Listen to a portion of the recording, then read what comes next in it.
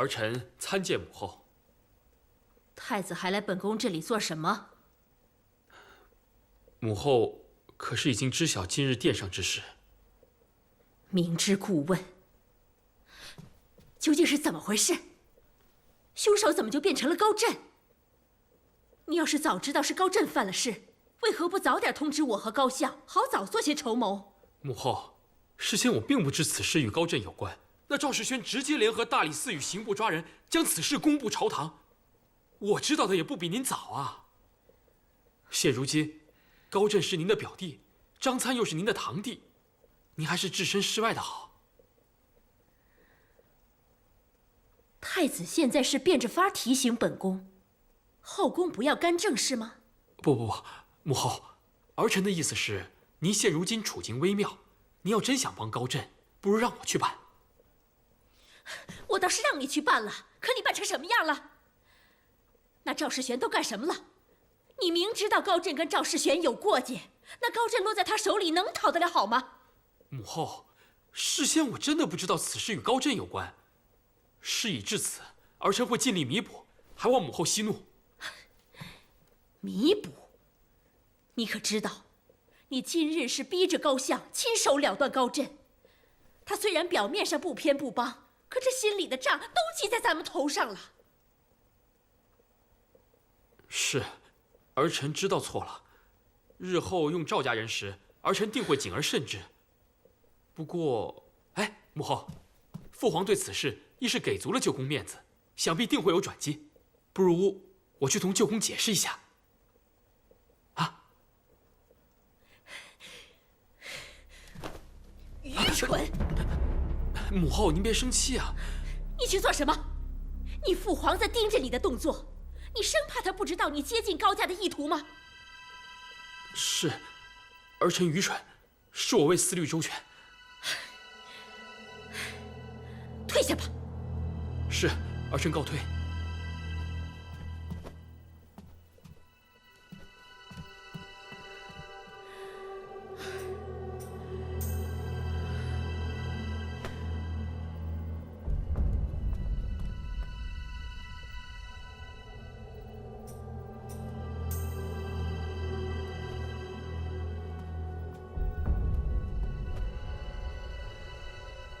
娘娘，高震之事并非是娘娘的错呀，是高震自己杀了人又逃跑了。娘娘不必太过担心，同高相说清楚了便是呀。就怕说不清楚。只因张参是我悄悄从娘家这边放入东宫的，事先此事一直都瞒着舅舅。如今怎么说都是我错在先。娘娘，谁也算不到还没发生的事啊，娘娘莫要自责呀。程银不能见高相，只有本宫冒这个险。你速速通知高府，就说我要见高相。是。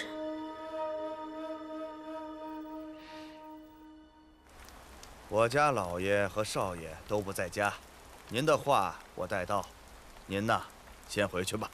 啊！哎，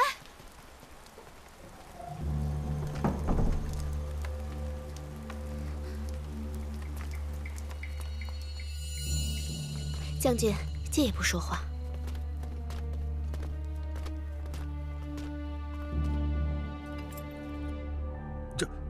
这可使不得。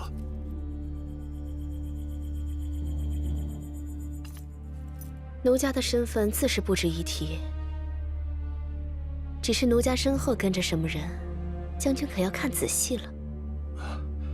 荣川姑姑，不是卑职不让您进去，这是皇上特意吩咐过，与此案无关的人不能见高震，您可不要为难卑职啊。那这些银子，就有劳将军多照顾照顾高震。好。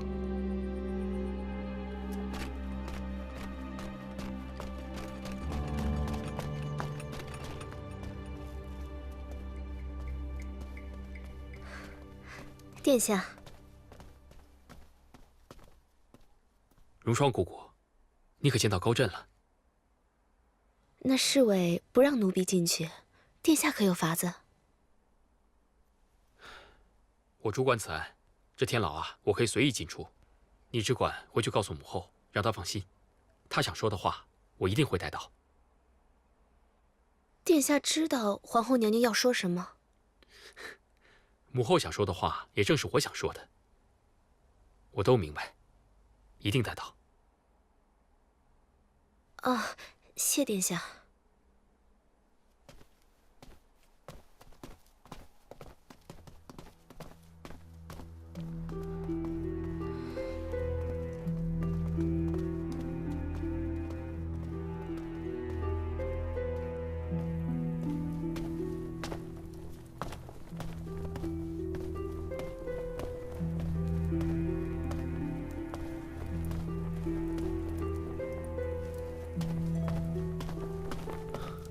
表舅，真没想到啊，高家人没来，第一个来的却是太子。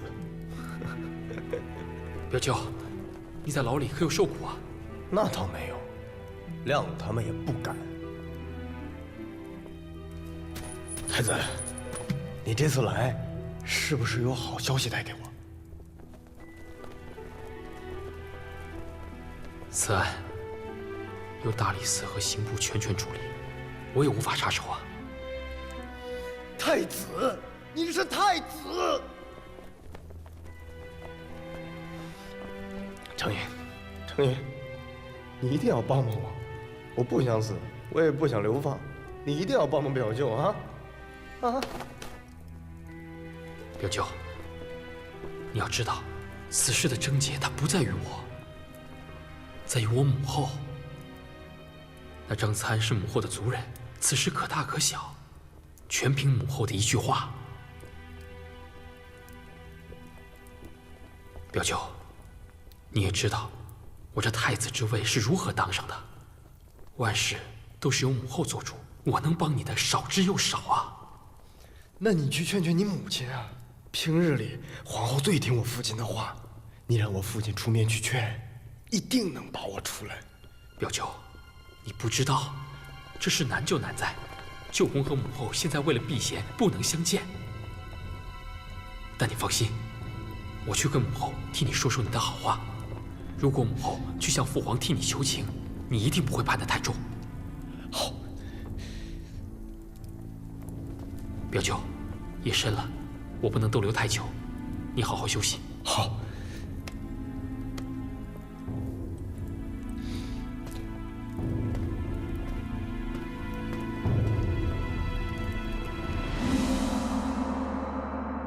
启奏陛下，疑犯高震已将私设赌坊、杀害张参两案供认不讳，还请陛下判决。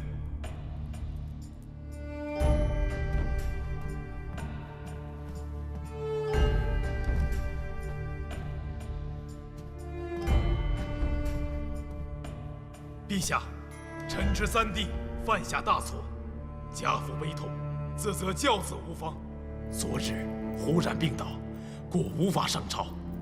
家父虽心痛三弟，却也深知国法，不能移。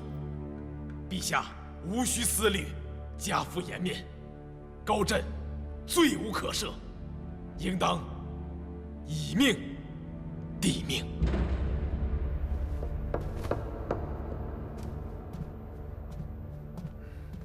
陛下，高震已将赌坊所得全部上交国库，张参欠债不还，罪有应得。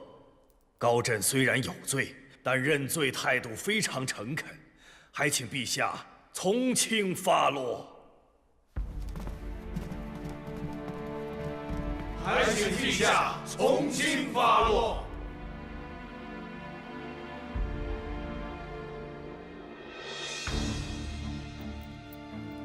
高震，死罪可免，活罪难逃，刑杖40，流放崖州。陛下圣明，陛下圣明。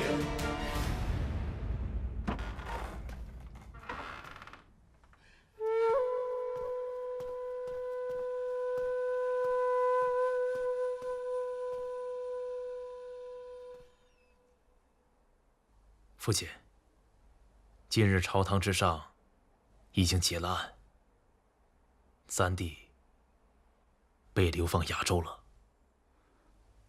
先把人保住，随后找个合适的机会，再把珍儿接回来。早朝之后，皇上把我召去御书房，说特许我们明日可以去送行。我就不去了，嘱咐珍儿放宽心。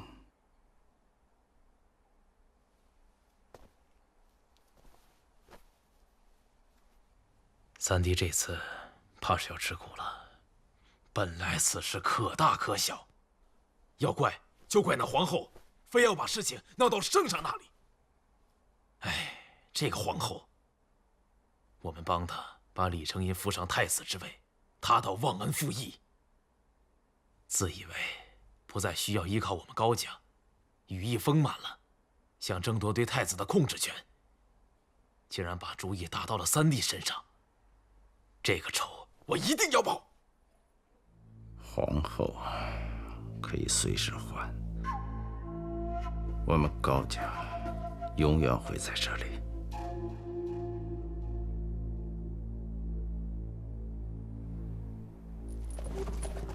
二哥，我不想去那么远的地方。哥，你能不能帮我想想办法？能不能不去啊？三弟，事已至此，你先安心去待上几日。你放心，等风头过了，父亲定会将你接回来。都怪皇后，咱们高家那么帮她，她连出面保我一下都不肯。别说了，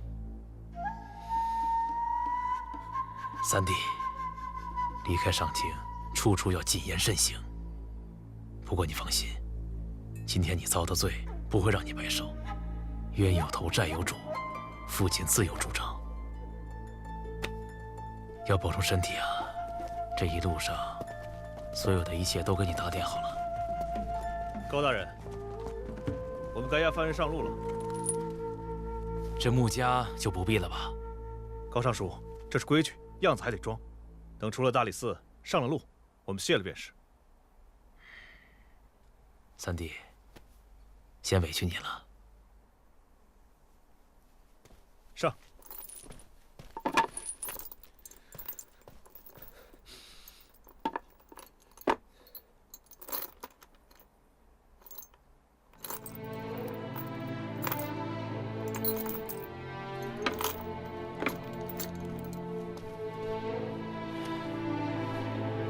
走。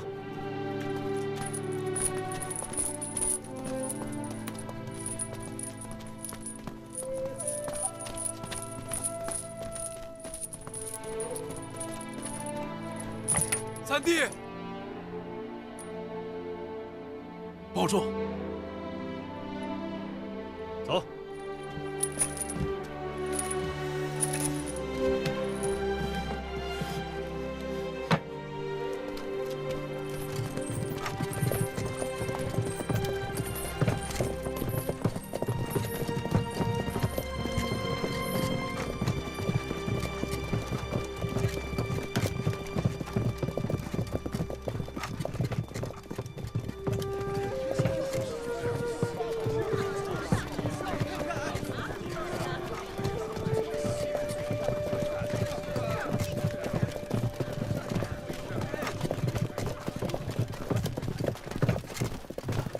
赵侍郎，高三公子，当阶下囚的滋味如何？我们也算是不打不相识，所以啊，我今天特意来送送你。原来是你，是你在背后煽动，才害我流放亚洲。赵世轩，你给我等着！我爹是高相，一人之下，万人之上。你爹不过是什么破镇北侯，到时候他还没回来，我就先回来了，我就看着你给你们赵家怎么死。哼！你的这些话，留着崖州再去说吧。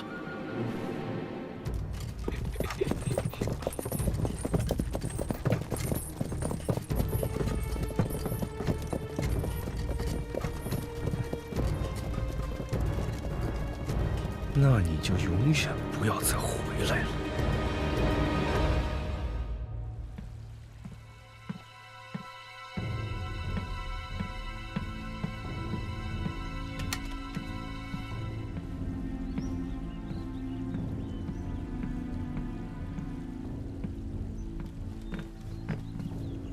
我听闻崖州附近山路艰险，野兽出没，总是会发生点什么意外的。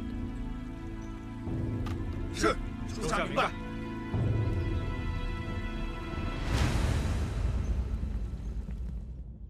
太子妃，婢子听闻这几日太子殿下心情不大好，太子妃要不要去探望探望？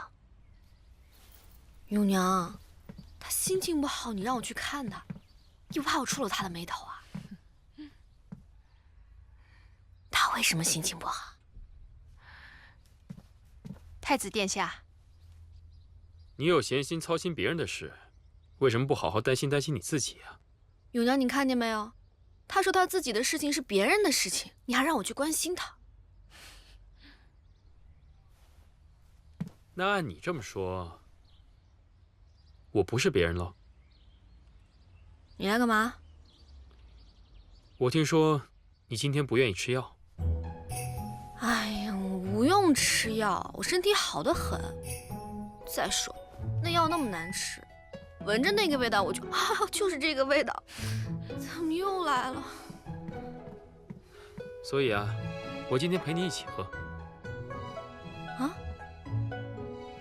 太医给你看过，说你体内寒气特别重，需要好好调理调理，否则不好怀孩子的。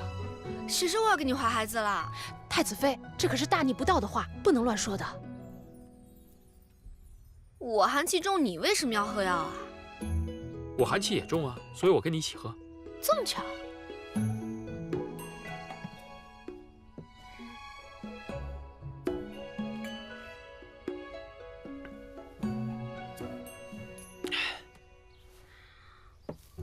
给他。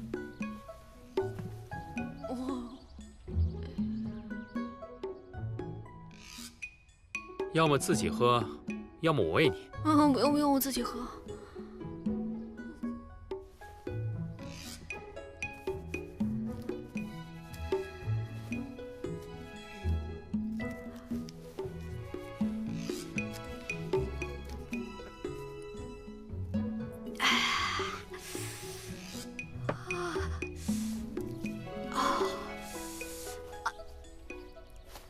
我自己会。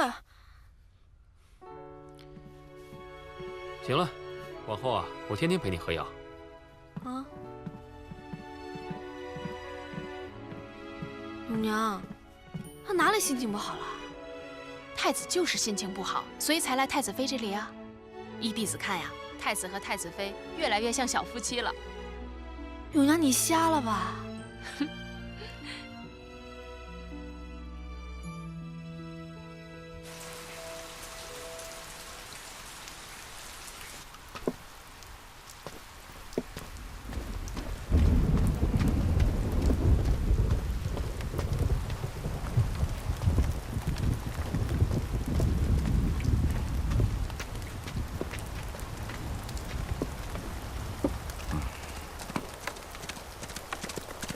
高相国，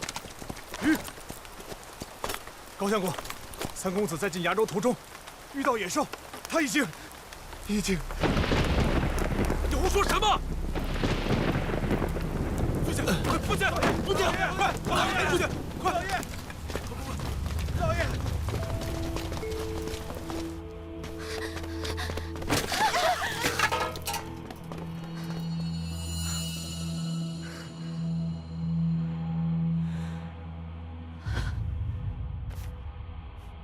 什么？高震死了？此事全然不在我们的计划之内。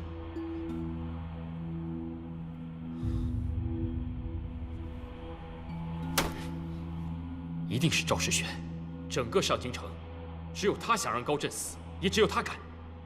高相若彻查下去，查到赵世玄身上，那最终矛头，也许会指向我们。好在他赵世玄手段还算高明，此事未必能查出个结果，是好是坏倒也说不定。至少高相和皇后之间必生嫌隙，我们也不算失手。听着，赵世玄那边，我们得装作不知情，至少面子上还得给赵家记一功。你让你手下的人去挑些东西送去赵府，还是送去青鸾殿吧，瑟瑟自会明白。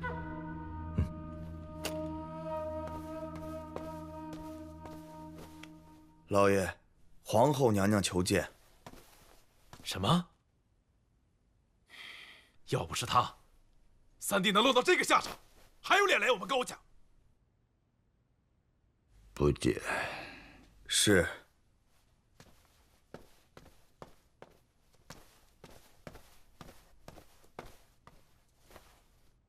娘娘，我家老爷身体不适，实在无法见客。您就先回去吧。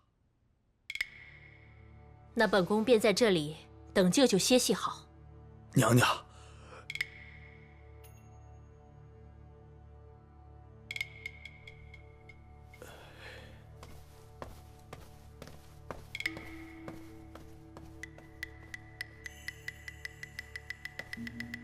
娘娘，不如我们改日再来吧。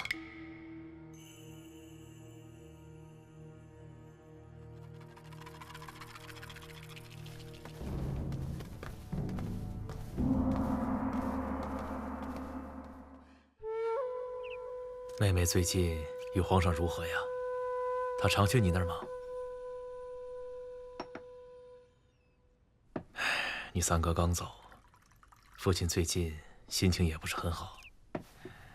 如果你能在这个时候怀上龙种，对父亲也是个宽慰，而且你在后宫的地位也能生根呐。哥哥，皇上最近有些不对劲，不但不常去我宫中走动，也不常去别的嫔妃处，行踪诡异。是有些诡异，有别的发现吗？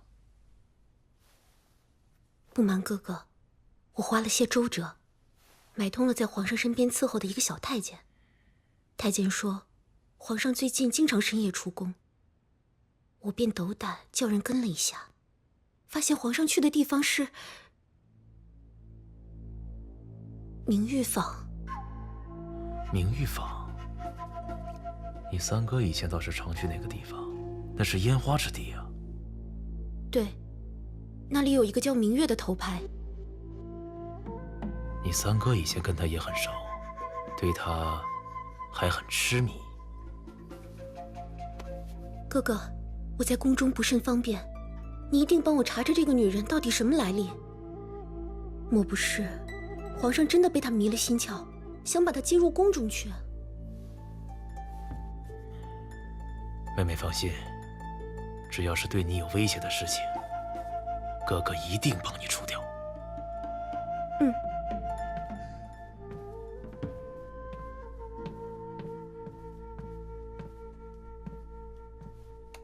母后，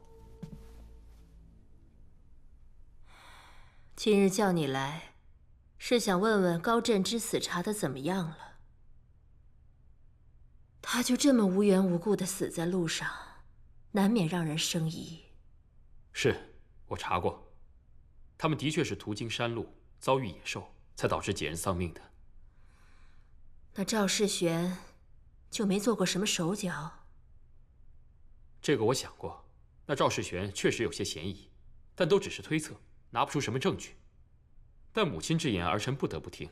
往后我离他远点便是。那个赵良娣呢？母后，此事与瑟瑟全无关系，还请母后不要迁怒于他。一提起赵良娣，你就跟踩着尾巴似的。现如今你放着旭娘和你的儿子，连个身份都不给。太子啊，现在赵家跟高家是势不两立，你应该好好考虑考虑自己的立场，再想想怎么对待那个赵良娣。母后，瑟瑟嫁入我东宫，便是我的女人，不管她赵家与高家如何，我都会好好待她。后宫连着前朝，太子岂有不知之理？你应该学学圣上，雨露均沾才是帝王之道。父皇的帝王之道，是连自己心爱的女人都护不周全，痛悔一生。那我要这帝王之道又有什么意义？母后，儿臣今日斗胆跟您讲清楚，无论如何，我都不会让任何人伤了我的女人。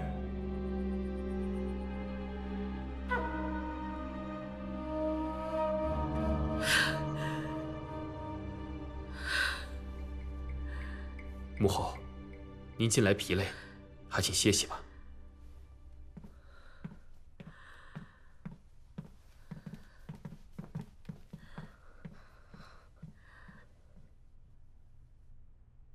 荣霜，方才他说什么？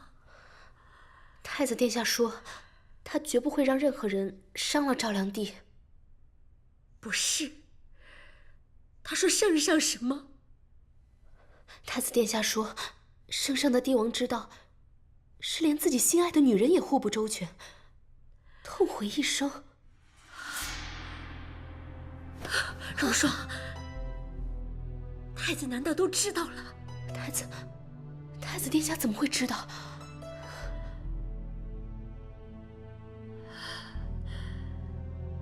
今日太子的言行，实在是让我不安。以前指着能扶持太子，可现在我感觉到了，他已经与我不是一条心了。现如今，又因为高振的事情，伤了舅舅的心。如果连舅舅都舍弃我，那我这皇后的位子就真的保不住了。娘娘稍安勿躁啊，高相毕竟是娘娘的舅父，好生拉拢着，自不会舍弃娘娘的。没错，没错，续娘的事情要早做了断。是，娘娘。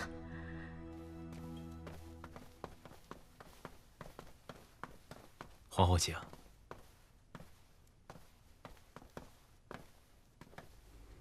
舅舅。皇后恕罪啊，老夫实在不能起身，对娘娘轻慢了。这里又不是皇宫，我只是舅舅的外甥女。皇后请坐。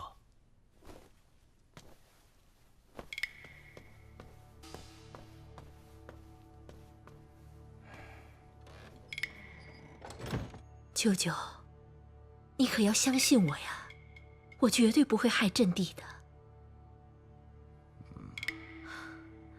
虽然舅舅失去了阵地，但现在如意深得恩宠，我会跟圣上进言，如意很快就会升为婕妤，在后宫有一席之地，舅舅也可以有些安慰了。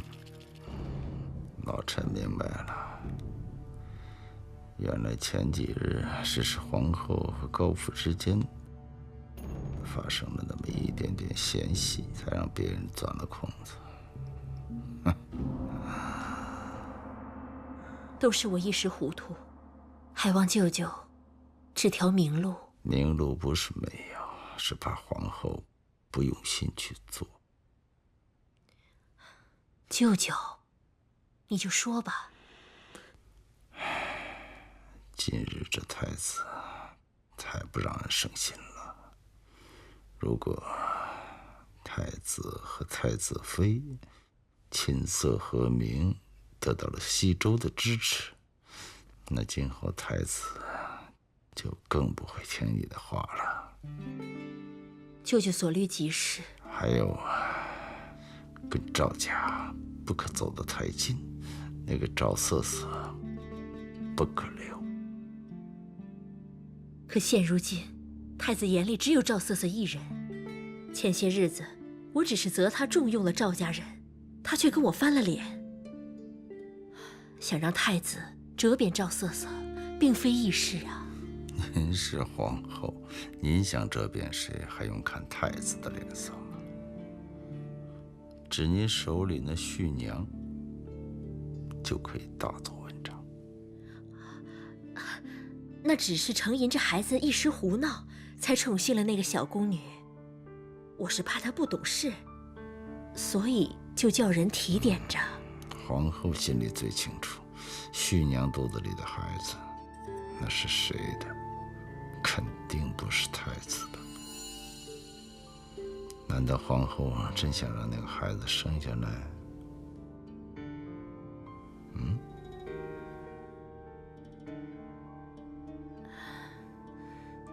舅舅说的是，我会尽早处理此事。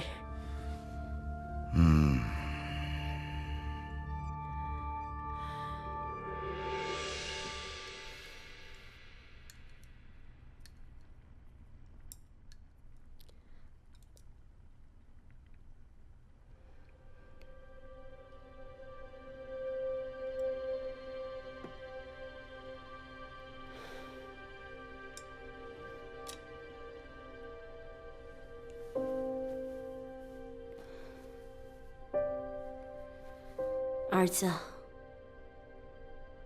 你要乖乖听话，才能平平安安的出生。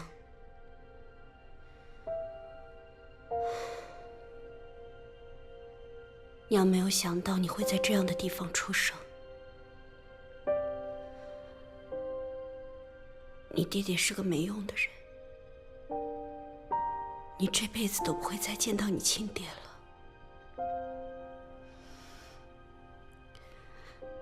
不过你不用担心，娘会保护你的。太子殿下答应我们，会好好待我们的。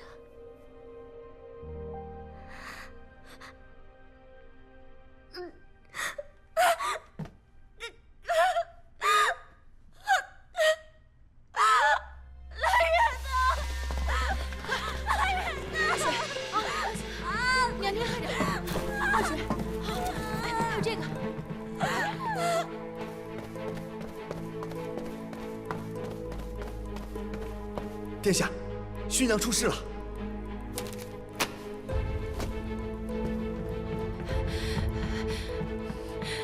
太子妃，太子妃，宫中出事了。何事啊？旭娘的孩子没有了。什么？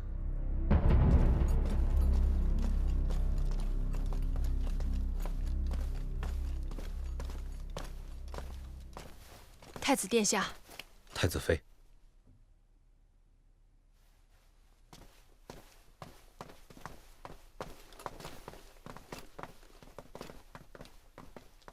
启禀太子殿下，太子妃，今日有时，旭娘突然腹痛晕了过去，皇后娘娘急传御医，可御医赶到时，旭娘腹中的胎儿便已经保不住了。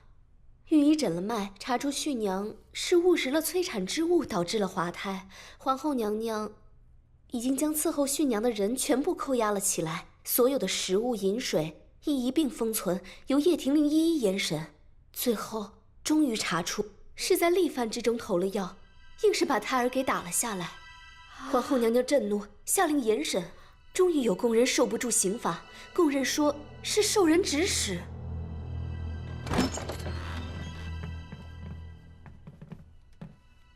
没想到竟然在东宫，就在我眼皮子底下，连太子的孩子都能被暗算。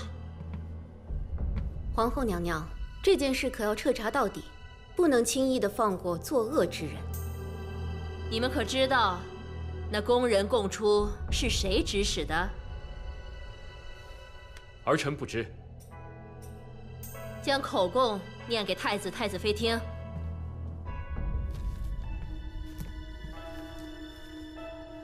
奴婢原先是揽月阁的宫女，太子妃还是九公主时曾侍奉过，所以太子妃每回进宫都会与奴婢说会儿话。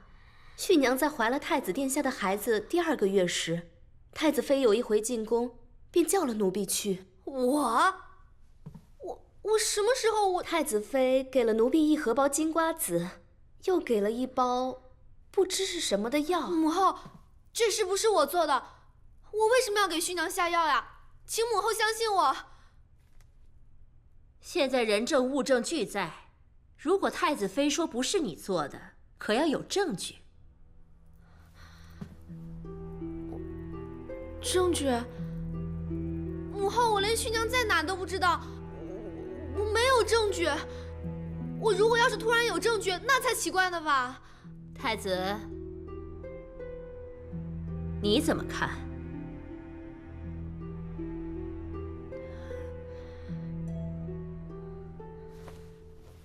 但凭母后圣断。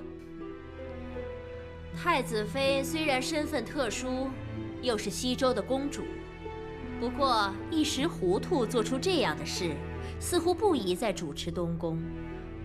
不是我干的，这件事情跟我没有关系。今天就算杀了我也不会承认的。口供可在这里，太子觉得呢？但凭母后圣断。这一日夫妻百日恩，太子就一点都不念及你们的夫妻恩情。国有国法，家有家规，儿臣不敢以私情相训。如此甚好，国有国法，家有家规，这句话甚好。传我懿旨，把赵良娣贬为庶人，立刻逐出东宫。母后，那宫人的口供确实不假，不过那宫人述完口供就咬舌自尽了。别以为人死了就死无对证，掖庭办事向来用心。继续追查下去，发现那宫人早年间受过赵家的恩惠，还在他家中搜出了100锭官银。他家人供出，是赵良娣遣人去过他的家中。这个赵良娣好个一石二鸟，一祸江东啊！用心这样毒，真是可恨。怎么能留得住他？这是让我皇家断了子嗣。母后息怒，我想此事一定有人诬陷瑟瑟，应当命人慢慢追查，请母后不要动气，伤了身体。我看你真是被那狐妹子迷晕了头。赵良娣起初就是为了续娘的事情哭哭闹闹，现在还找人害她，竟然还栽赃嫁祸给太子妃，其心可诛。母后，瑟瑟她不会是那样的人，还请母后明察。明察什么？那续娘肚子里的孩子碍着了谁？她看的就跟眼中钉、肉中刺似的。这样的人留在东宫，简直就是国之祸水。适才那宫人提出口供，你一个字都未替太子妃解释。现在告诉你真相，你就口口声声说那狐妹子冤枉，你这样做事如何了得？我看这种祸水，如果不杀，恐怕以后迷的你连天下都不要了。母后不可！母后息怒。赵良娣可能是一时糊涂，如果您赐死他，恐怕……母后，赵良娣的父兄皆在朝中，又是父皇倚重的忠臣，还请母后三思。你适才说，国有国法，家有家规，你绝对不会以私情相训。母后，本来这东宫的事情是应该由太子妃做主，我越俎代庖已是不得已。这种坏人就由我来当吧。母后息怒。母后息怒。您既然说东宫是小凤做主，我也知道我做的不好，但您能不能听小凤说两句？你说吧。母后，殿下是真心喜欢赵良娣的。如果您赐死他，恐怕殿下一辈子都不会快活。小凤和殿下1年夫妻，虽然不得殿下喜欢，可是我知道殿下不能没有赵良娣。如果没有赵良娣，他会更不喜欢我的。而且小凤在东宫的很多事情都弄不明白，一直是赵良娣在帮我，像那些账本什么的，我根本看不懂。如果没有赵良娣，小凤也……哎呀，永娘，你能不能帮我解释一下？是。娘娘，太子妃的意思是，赵良娣侍候太子，纵没有功劳，也有苦劳。而且赵良娣平时待人并无错处，对太子妃也甚是尊重，又一直辅佐太子妃管理东宫。请娘娘看在她是一时糊涂，从轻发落吧。是啊，还望母后从轻发落。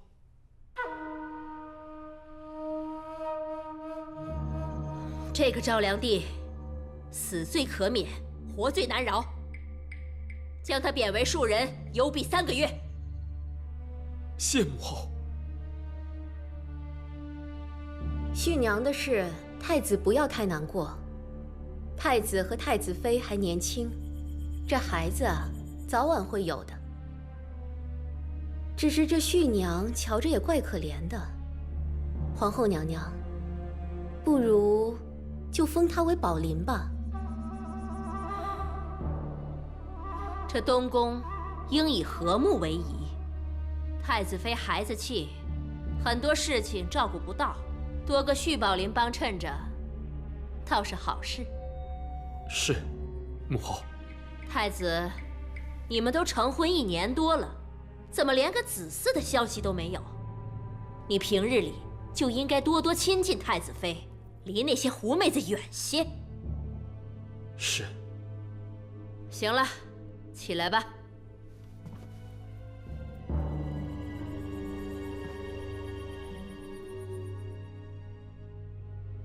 起来吧。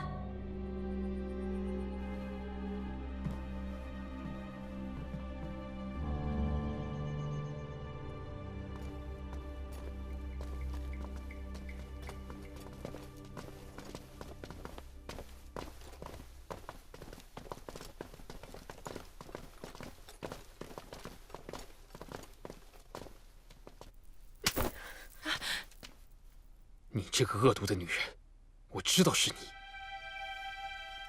你做这个圈套，既除去了续娘肚子里的孩子，又诬陷了瑟瑟。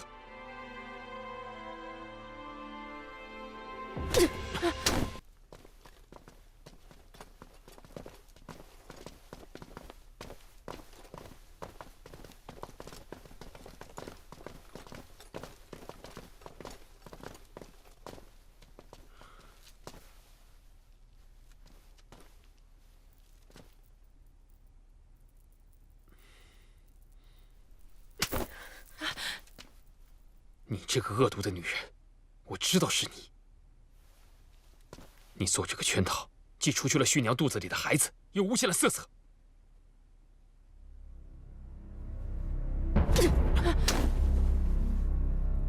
你凭什么这么说我？你成天就会在母后那里装可怜、装无辜、装什么都不懂。你别以为我不知道，你在母后面前告我的状，说我冷落了你，你就是嫉妒瑟瑟，所以才使出这样的毒计来诬陷她。你简直比这世上最毒的毒蛇还要毒。现在你满意了吧？硬生生赶走瑟瑟，活活拆散我们。我告诉你，如果瑟瑟出了什么事，我绝对不会放过你。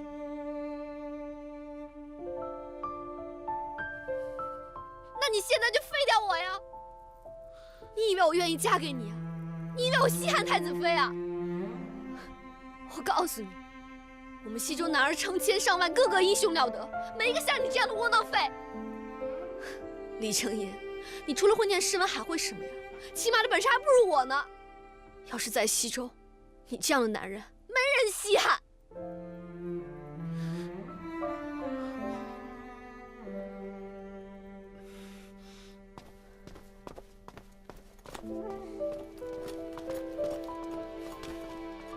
太子妃，太子殿下是因为赵良帝而迁怒于太子妃，太子妃不要放在心上。我知道他不喜欢我，但是我没想到他这么讨厌我，不惜用最大的恶意来揣测我。他的赵良帝是蒙受了不白之冤，他是心里憋屈，但是他为什么要迁怒于我呀？太子殿下现在是在气头上，太子妃还是不要太介怀了。他说我嫉妒赵良帝，我是嫉妒他，因为他可以有人对他这么好，无论任何时候、任何地点，都可以相信他、照顾他、爱护他。可是我从来没有想过要伤害他。我知道，我原本就一直担心赵良帝会利用太子妃做一些不好的事，所以一直防着。但没想到，赵良帝终是沉不住气，还是去害了续宝林和他的孩子。皇后封了续娘做宝林又怎么样？不过是在东宫里多了个可怜人罢了。李承言又不喜欢他。永娘，我们去看看他吧。好。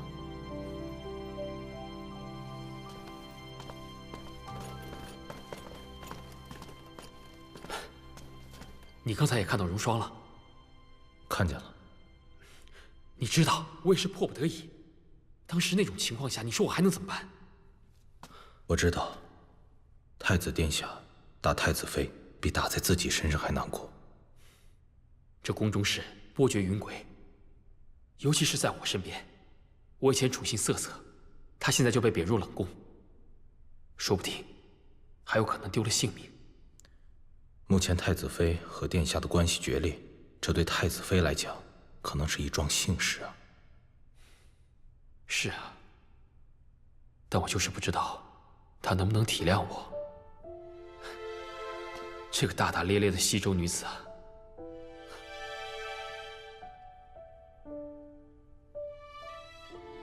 对了，瑟瑟那边，他始终算是对我一心一意，人非草木。他既然是我宫里的人，我自然要保他安宁。阿昭，你帮我想办法送点汤药和食材等一应物品，再同他说说我这边的情形，好生劝慰劝慰啊。殿下对赵良娣还是用心的。裴昭，你就别挖苦我了。哎，我这个太子当的可真是窝囊。现在我保护不了我爱的人，连爱我的人都护不周全。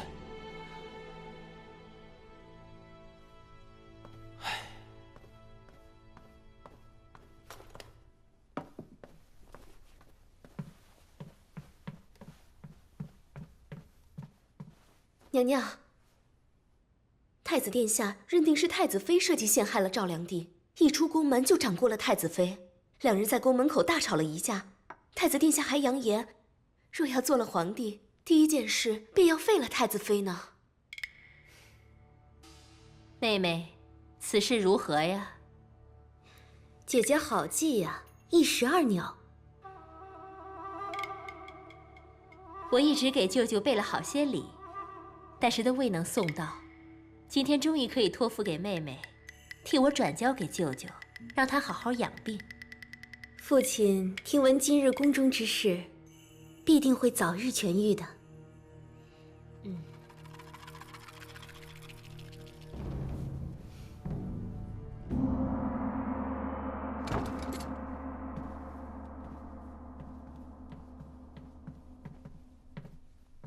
参见太子妃。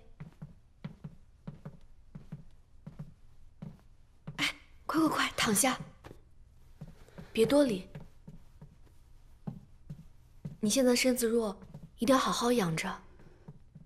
你还年轻，别太难过了。谢太子妃。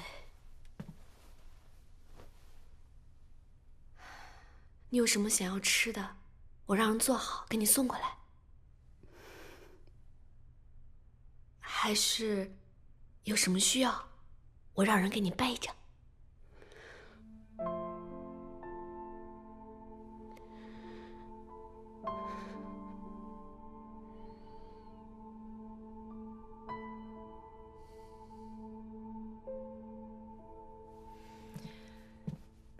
婢子方才听皇后娘娘说要写宝林的招册子，往后姑娘就是宝林了啊。这坐小月子跟坐月子没什么两样，一定要好好养着。宝林人还年轻，往后日子还长着呢。等养好了身子，你才能再怀上孩子呀。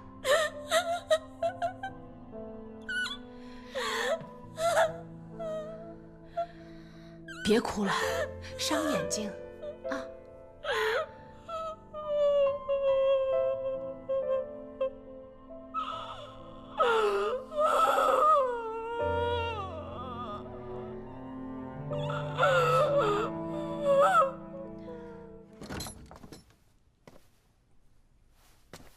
义父，您回来了。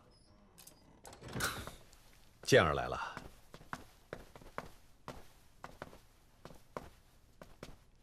我听胡笑说了，说我不在的这段日子，你能够独当一面，和太子一起扳倒了高震，我心甚慰。义父过奖了。对了，明月怎么样？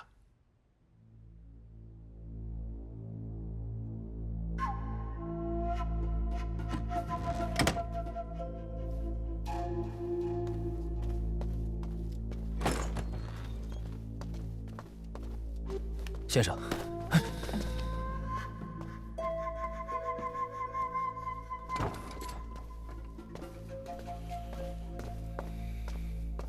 先生怎么了？明月的事，我跟他说了。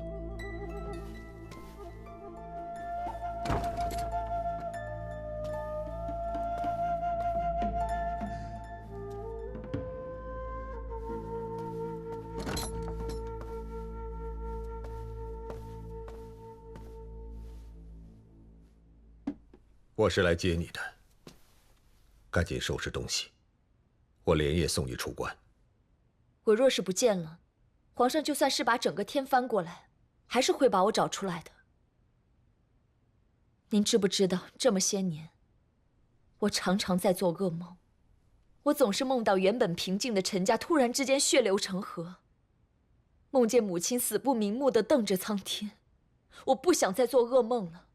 我想让那些恶人血债血偿，让陈家的冤魂得以安息。只有扳倒高家，为陈家上下报仇，我才可以做回母亲的女儿，而不是明玉坊的明月。报仇是男人的事情，与你这小女子何干呢？我为了报仇，花了20年的时光。我不希望你跟我一样，重蹈我的覆辙。我知道你恨我，但你不应该用这种方式来报复我吧？我并不是在报复你。无论如何，这一次我都不能再置身事外了。可你是我的女儿啊，我不想看着你也掺和进来。如果再给您一次机会，您当初是选择去救顾家，还是回家？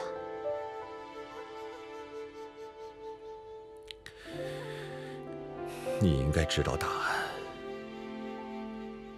如果老天再给我一次机会，我一定会拼死把你和你母亲救出来，再去和顾家的人一同赴死。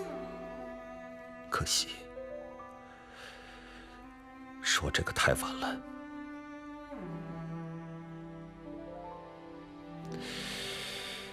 你好好想想吧，随时可以来找我。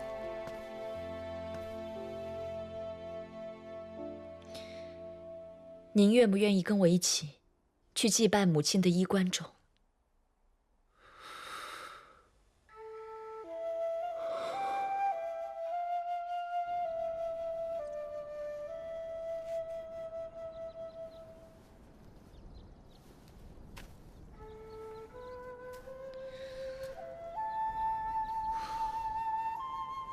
那个时候我还很小，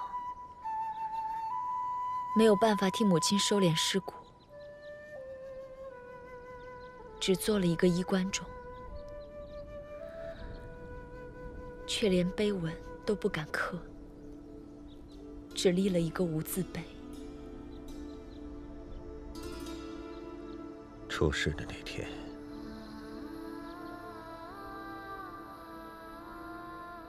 我在街上给你母亲买了一只玉簪子，本想亲手给她戴上，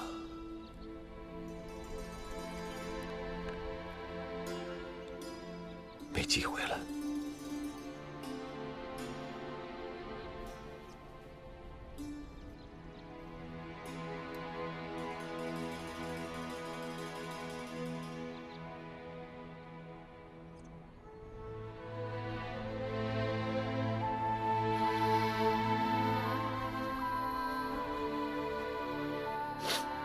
娘，爹说他会回来的。娘，您真的盼到了，爹回来了，他回来看您了。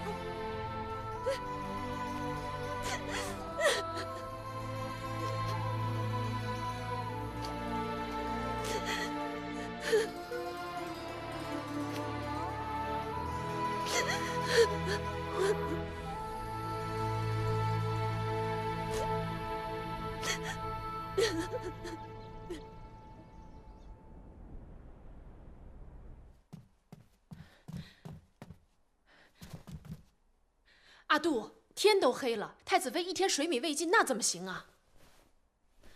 哎呀，我知道太子妃在睡觉，可是也不能睡一整天呐。太子妃，婢子这条小命肯定是要留在这儿了。阿杜，快去找啊！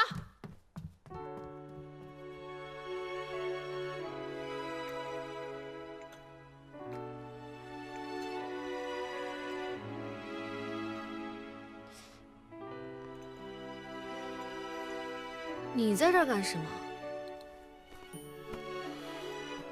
我知道宫里面出事了，不放心，所以来看看你。你怎么上来的？我上来吹个风啊，谁知道你在这儿？想不想出宫？算了吧，我最近啊还是老实点吧，不然永娘他们知道又要鬼哭狼嚎。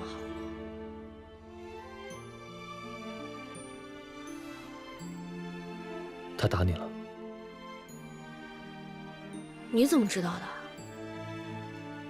没事，我都打回去了，而且他也没讨他好。我使了全身的力气，打得我手都发麻了。没事。小风，你想不想走？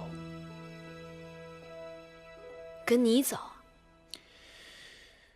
之前我以为，只要你开心，就算待在东宫里面也无所谓。我可以时时陪在你的左右。可是你在这里一点都不快乐，与其这样，倒不如早点离开。谁说我不快乐？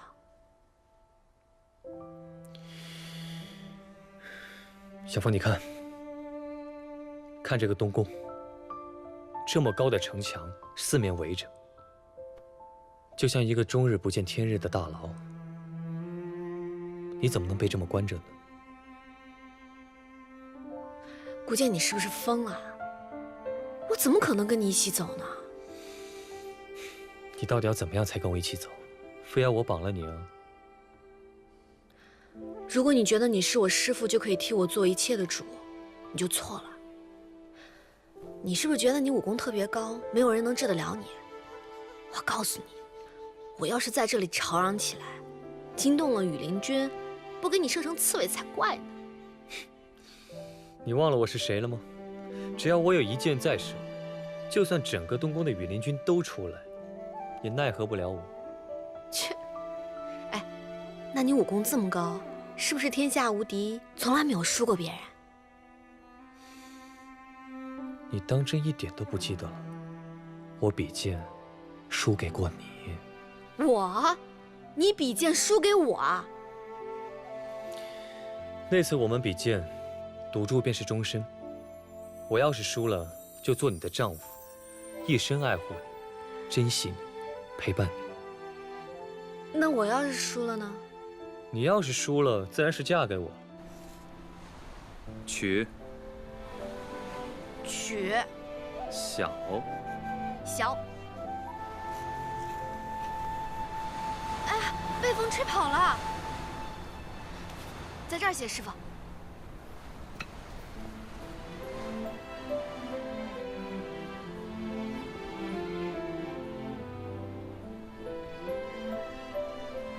风，对吧？对。风。顾剑，玩笑也不是这么开的吧？我可并没有让着你啊，但你那次一出手，就把我的剑给抢走了，所以只能算我输。我能抢走你的剑？打死我也不信。那什么，我不记得谁输谁赢了，反正我都不记得这个事。就凭你一张嘴，我才不信呢。你我约定终身的时候，是7月15月正圆的时候。我们约好，你在关外的沙丘上等我带你一起远走天涯。你说我们上次约好了私奔？那你怎么后来没带我走啊？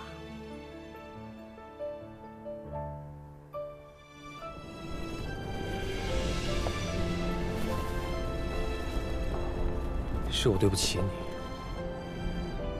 那日突然有要紧事，没法来找你。等我到了沙丘的时候，已经过了我们约定的日子。而且你已经走了。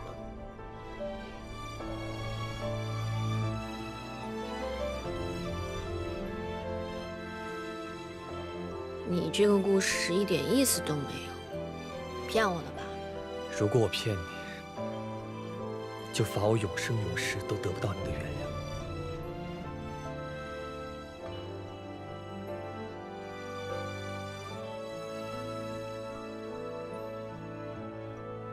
我回去睡觉了。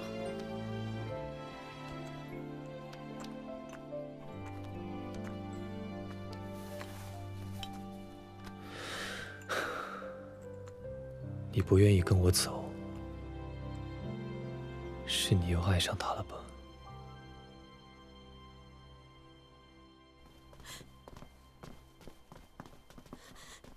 荣双姑姑，荣双姑姑，荣双姑姑，你好歹留下几个人伺候我们小姐啊！静儿姑娘，真的对不住了。这是皇后娘娘的旨意。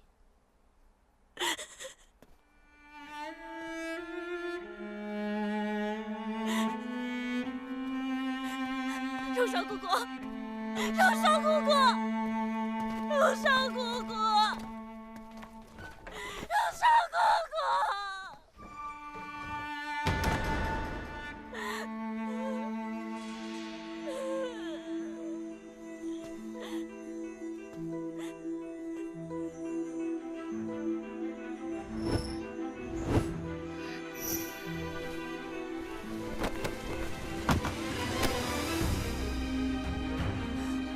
小姐，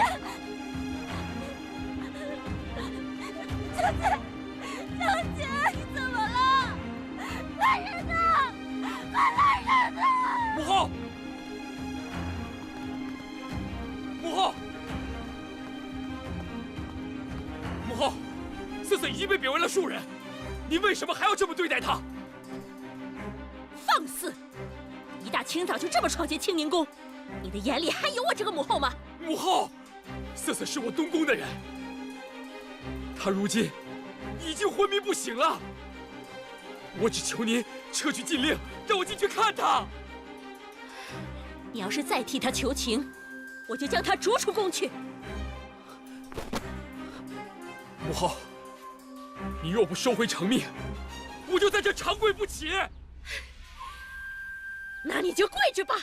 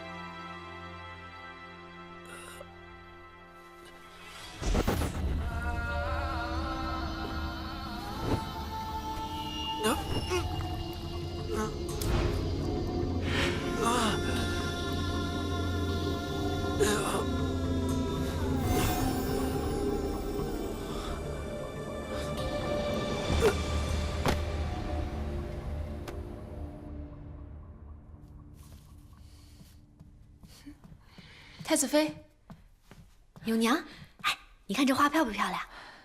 太子妃，太子殿下在皇后娘娘的清宁宫前跪了一天，昏倒了，您快去看看吧。昨天也没见他在皇后娘娘那里怎么样啊？为什么要跪啊？昨夜皇后娘娘连夜下了懿旨，封了青鸾殿，遣散了宫里的宫人，只留了锦儿伺候赵良娣。哦，是赵淑人，赵淑人受了惊吓，就昏了过去。太子殿下听说了，今天一大早就闯到清宁宫，然后为了求情，便跪了一天。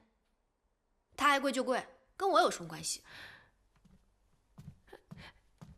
永娘你也不要管太子妃，就让她跪，让她晕倒，说不定她就是演给皇后看的。太子妃，你不去看看太子殿下？她就是发个烧，过几天自然就好了。太子妃，我不去。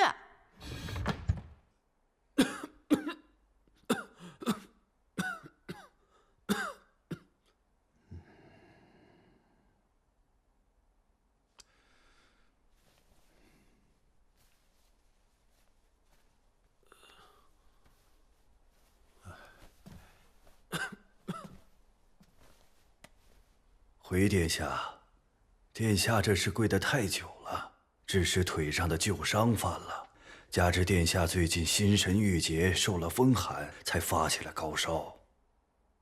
王太医，我有一事想请教你。殿下，请讲。你有听说过这人会失去记忆吗？失去记忆？是。啊，如果头部遭受重击，血瘀气阻，的确会在短时间内失去记忆；亦或者是病人承受了无法承受的打击，心神迷失，患上了失魂症，自然会忘记从前的事情。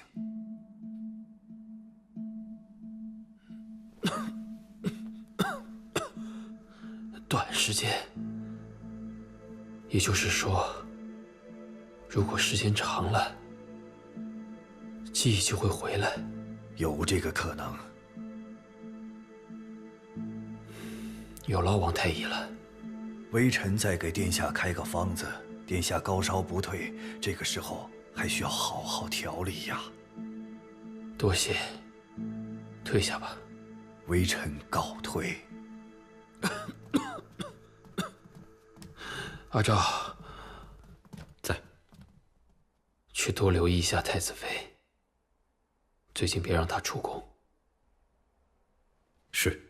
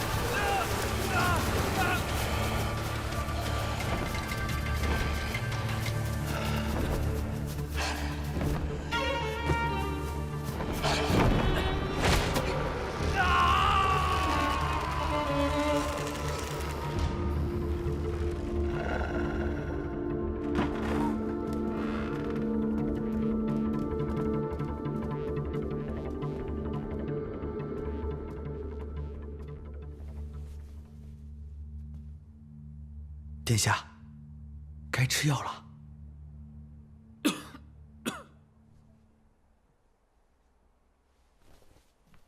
殿下，殿下，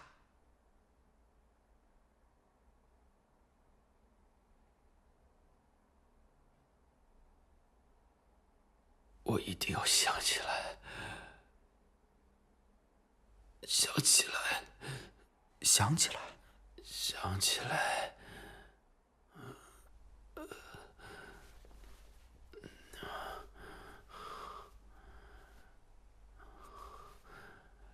把药拿走，你们都出去，别让任何人进来。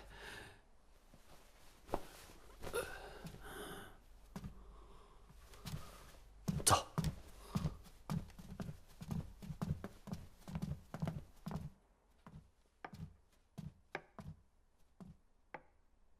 太子妃，太子妃，婢子听闻昨日夜里太子殿下高烧不退，还把所有人都赶走，不准近身，也不愿意吃药。生病为什么不吃药？婢子私下里想，殿下不愿意吃药，也不愿意让宫里的人知道，或许他是怕让皇后知道了，迁怒赵树人。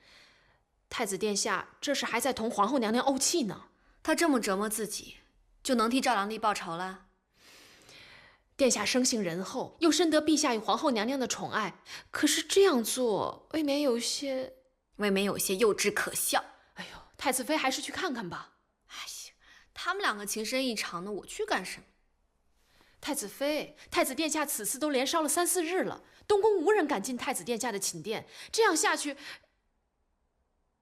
也对啊，李承姻死了不打紧，他死了，我不就做寡妇了吗？阿弥陀佛，太子妃，这个话可不能在外面乱讲啊！你着什么急啊？他不是还没死呢吗？行了，我跟你去看看。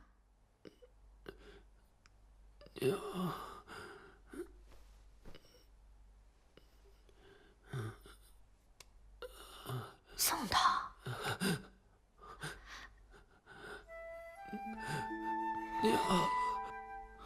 娘，是我。永娘，拿药。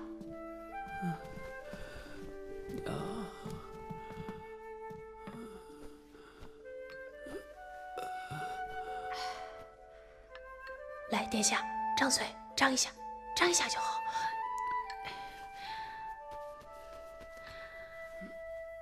阿杜，帮我把他鼻子捏起来。张嘴。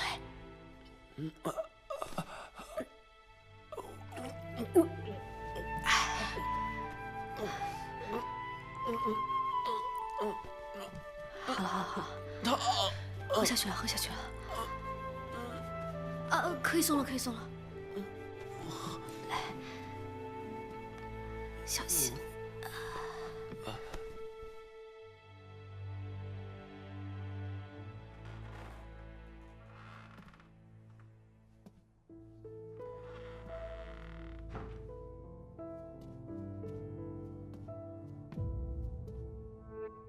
小姐，你都病了，皇后娘娘也不让太医来看你。锦儿自己熬了点粥，想着总比不吃来的好。太子殿下呢？他来看我了吗？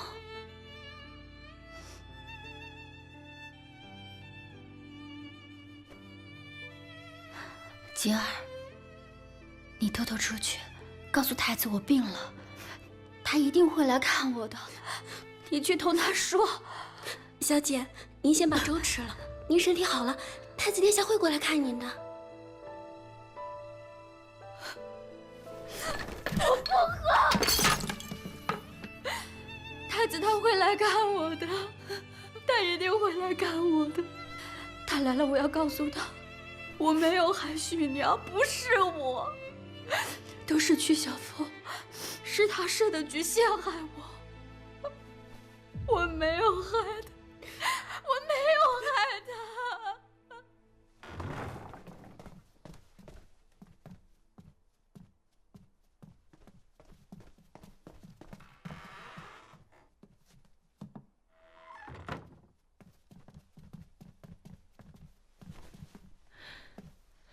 太子妃，要不要吃点东西？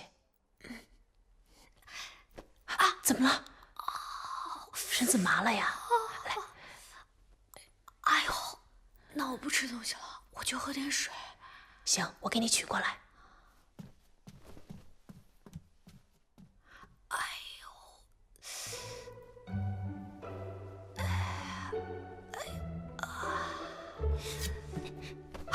不要！哎呀，嘘，把头收起来。来。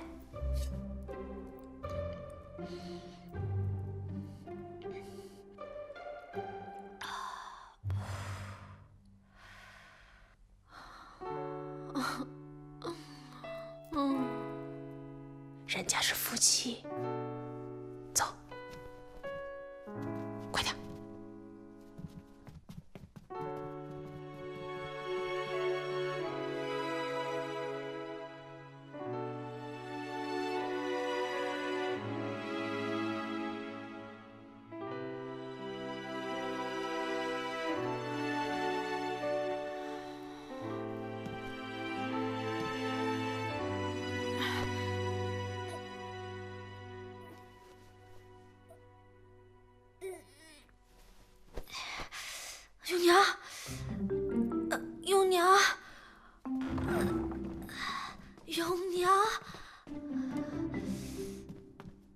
怎么了，太子妃？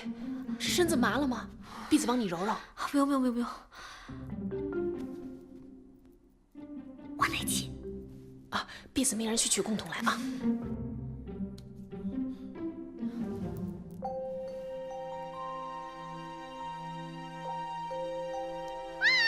九娘，快挡一下，挡一下，快挡着我，挡着我！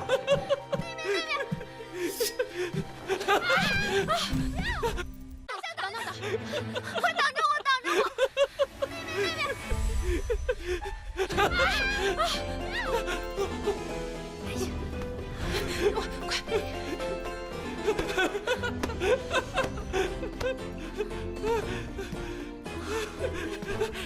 拿走！别笑了，别笑了！不笑！我不笑！李承恩，你别笑了！拿走！拿走！让你笑，我让你笑，我让你笑！你别伤着太子殿下！你走开！永娘，你别伤着你自己啊！阿杜把永娘拉走！阿杜，你别拉我！让你笑！别拉我！太子妃，你别伤着殿下，小心点啊！不许笑！你让我进去，阿杜！再笑！别笑了！你再笑，我就让阿杜过来杀了你！你别动我！别动我！阿杜，李承言，你抓不到我！还给我！你抓到我就给你！你还给我！你够不到！还给我！哎，你够到我就给你啊！你还给我！够不到！你干什么你？你还给我！阿杜，快拉过去！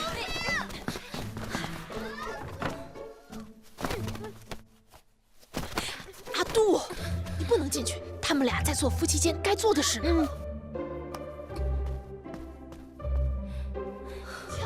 跟你拼了！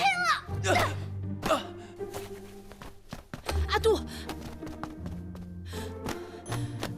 阿杜，你要是进去，你就杀了我吧。今天的事情不许说出去。什么事啊？不许说出去。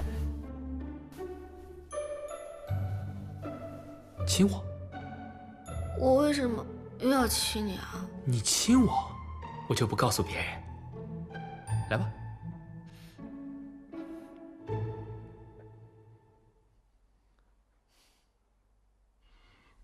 要不是担心两国交战，生灵涂炭，血流成河，白骨如山，我忍。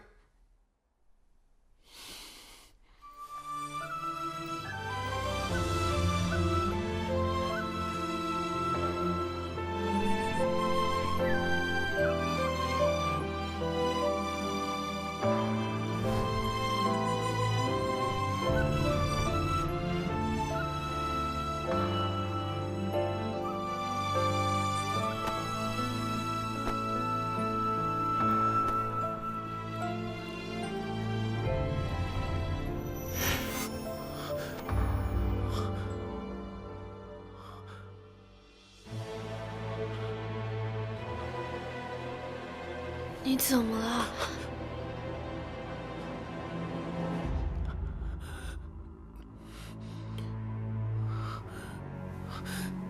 你可以走了。我可以走了？可以走了。哦。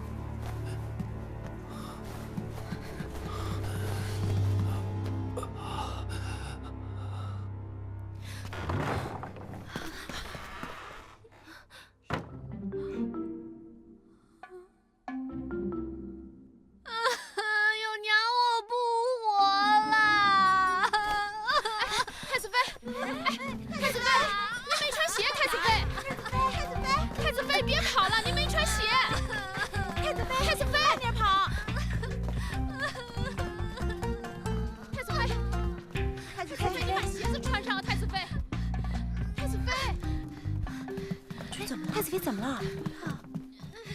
太子妃，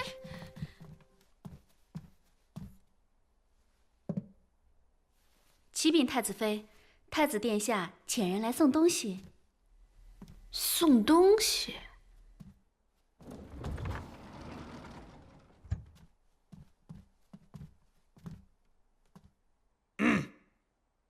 殿下说，一时性急，扯坏了太子妃的衣带，很是过意不去，所以特意赔给太子妃一条鸳鸯绦。殿下还说，原本应该亲自过来给太子妃系上，奈何适才太累了，又出了汗，怕再伤风，所以就不来了。殿下又说，今日发生的事情，殿下不会告与旁人，请太子妃不要担心。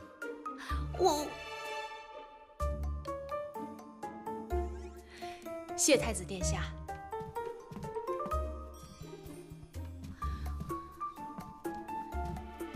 太子妃，你看，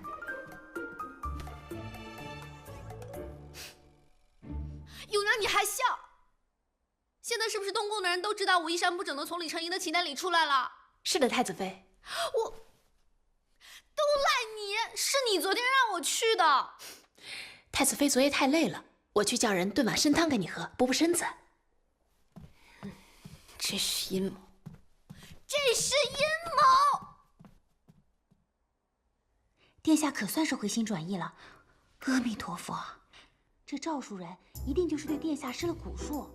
你看，赵树人一被关起来，殿下就跟太子妃娘娘好起来了。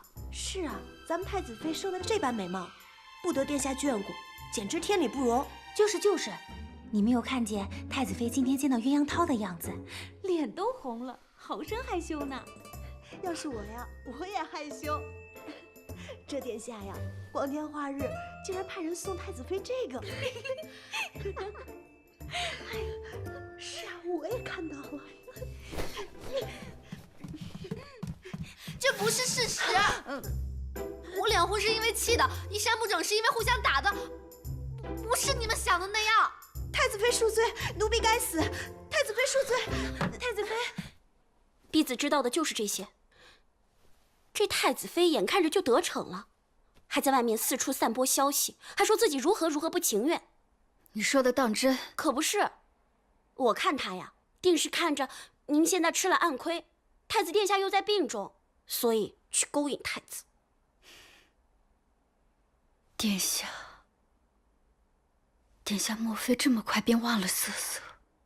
良娣，太子殿下也是为了良娣才生了这场病。等太子殿下病好了以后啊，定会想办法让良娣出去。等良娣出去之后，我看还有这太子妃什么事。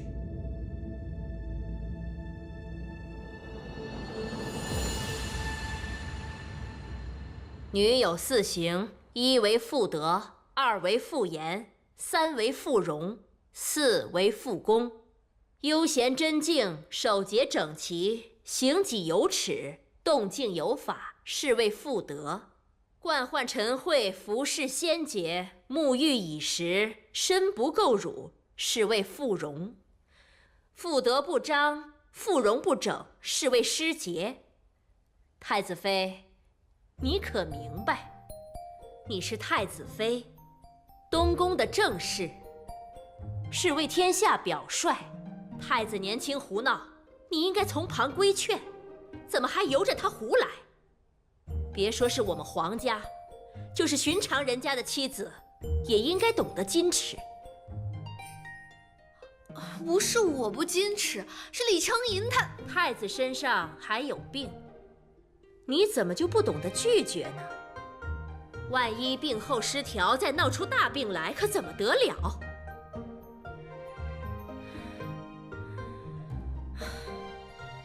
你以后是要当皇后，是要统帅6宫，做宫中的楷模。你这个样子，将来让人如何信服？我们没有那个。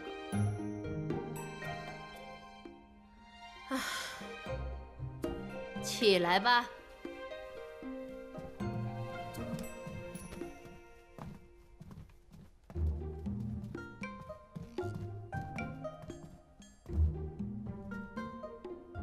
我这也是为你好，这传了出去该有多难听。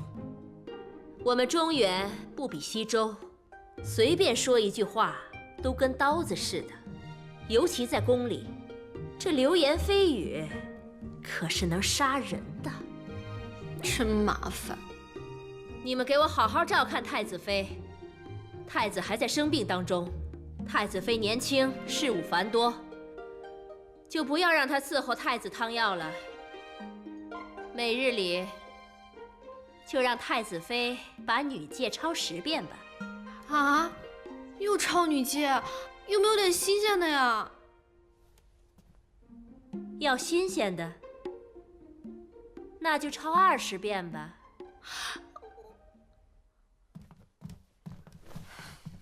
去备纸墨。是。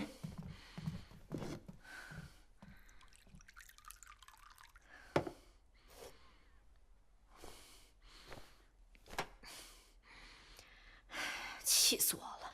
我算是知道了，这就是李成英的圈套。什么鸳鸯套？这就是白绫子。让我每天抄女戒10遍，这不是要了我的命吗？太子妃息怒，太子殿下还病着呢，未必会想这么周全呀。你赶紧还是抄吧，不然今日这10遍怕是抄不完了。哦，是20遍。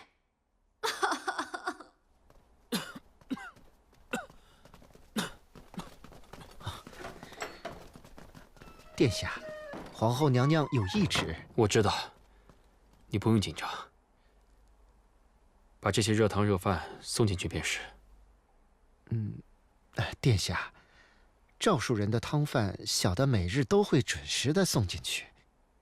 皇后娘娘吩咐过小的。这是我的东宫。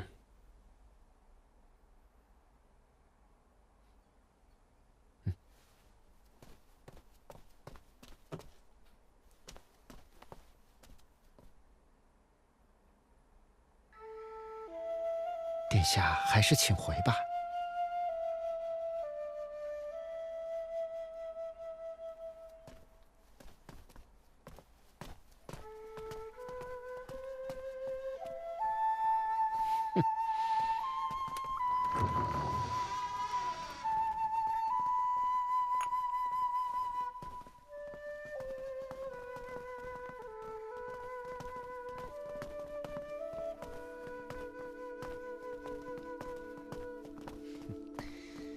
太子殿下特意关照，给赵树人添了几个菜，送进去。太子殿下来了。听说殿下生了病，现如今可好些了？我要去看太子殿下。赵树人要明白自己的身份，太子殿下自然有人照顾。赵树人还是在这儿安心的受罚吧。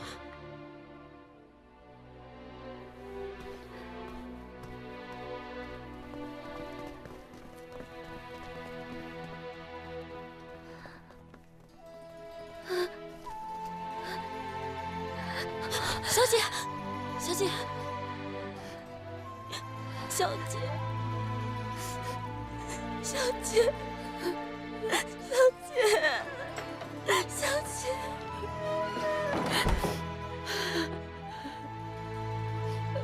小姐。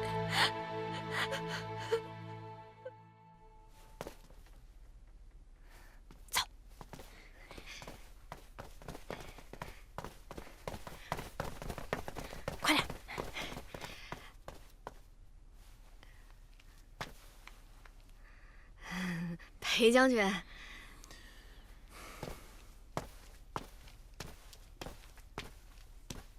太子妃，最近宫中的事情多，太子妃还是不要出宫了吧？谁说我要出宫了？我就是睡不着，随便出去走走。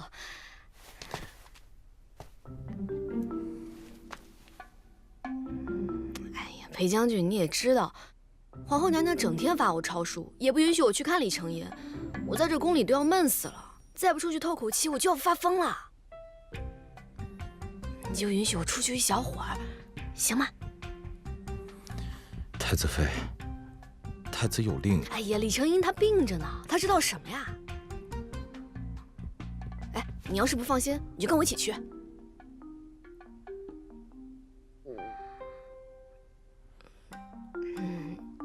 我午饭还没吃呢。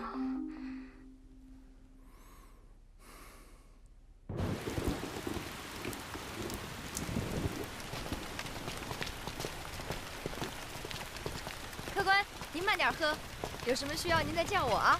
李罗，哎呀，今天早上心里就觉着你要来，等你等到午间，你怎么这会儿才来呀？我跟你说，看见你我才算活过来。顾剑呢？他呀，这2日也不知道怎么了，神出鬼没的，我也不晓得他在哪里。我给你备了2坛好酒。哎，客官，您的菜。好酒好肉，通通上来。好嘞。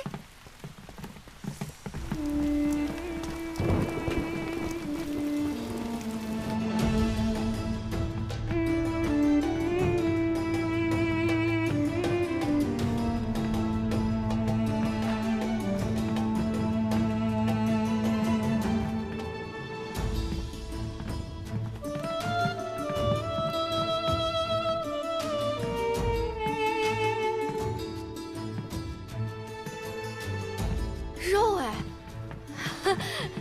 哎，你吹，你吹，你吹！我怎么会让你吹啊？你帮我还给那个人啊！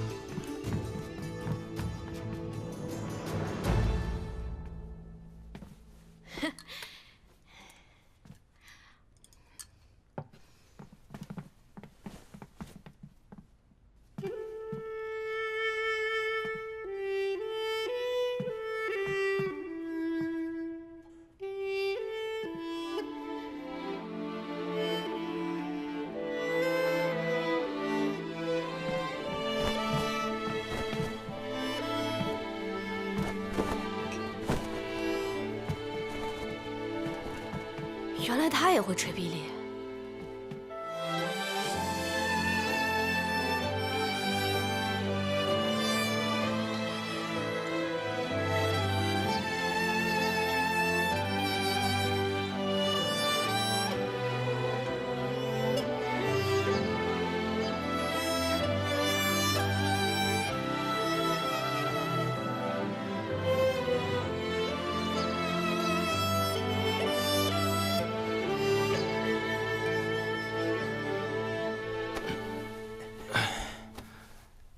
是什么时辰了？卯时了，殿下，天都快亮了。我去找太子妃。是。裴将军，原来你会吹霹雳，我怎么以前不知道？在上京会这个的人可不多呀。好，家父曾出使西境，带回的乐器中就有霹雳。我幼时得闲，曾经自己学着吹奏。米勒，裴将军的霹雳吹得真好。那些波斯人，他们在唱什么呀？啊，他们唱的是他们的思乡曲。这些波斯胡人们如此思念故乡，却又为什么不回家呢？不是所有人都像你一样，从小不用离开自己的家乡。这些背井离乡的人里，有多少不得已呢？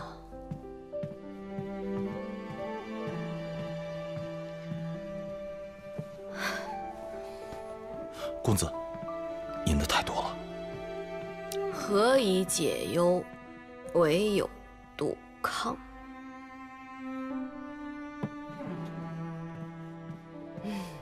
你别崇拜我，我一共就会说这3句诗。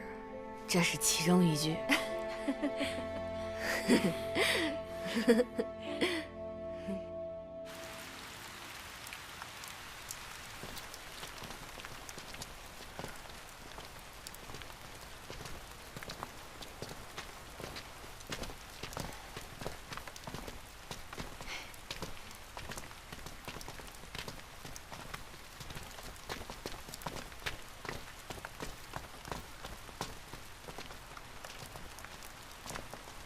裴将军，你看，这水蒙蒙的上京真是好看，就像一幅画一样。我们西周就算再厉害的画师，恐怕也想象不到这样的画面。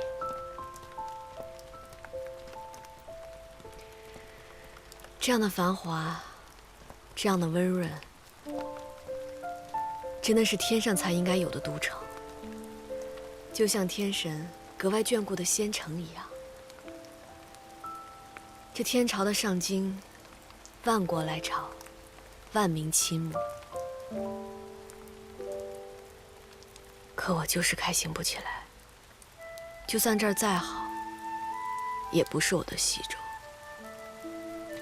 裴将军，你有自己的心爱之人吗？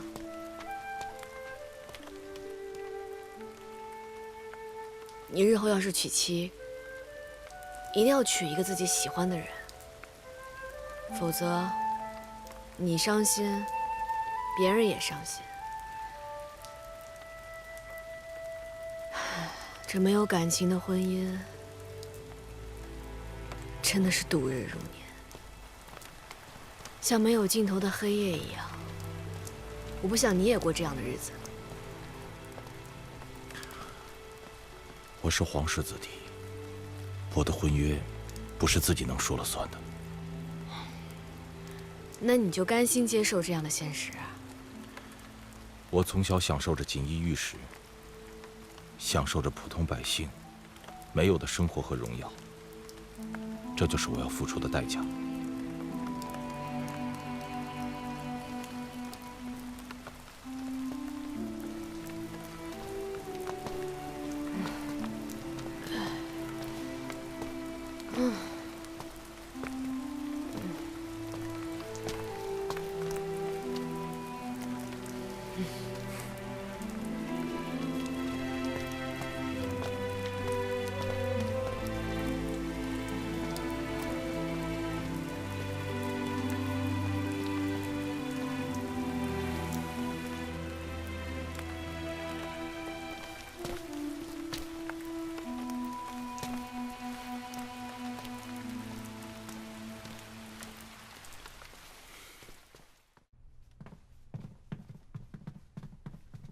别忘了你自己的身份，你现在可是有夫之妇。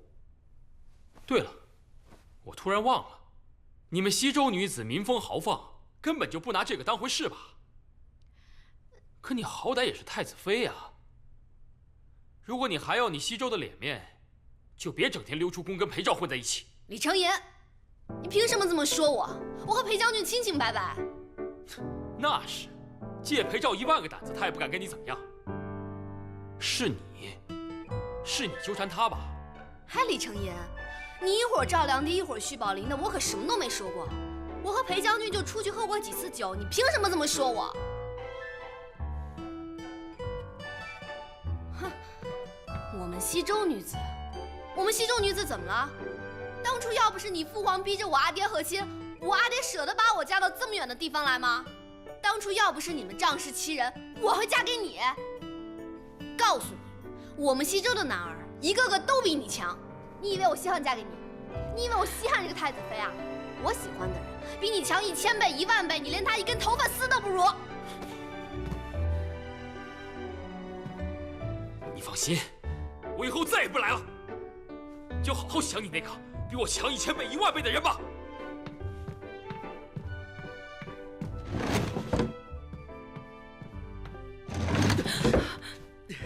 殿下，太子殿下，你好歹把鞋穿上啊！殿下，太子妃，你怎么了？永娘，把李承言的衣服和鞋拿出去。是。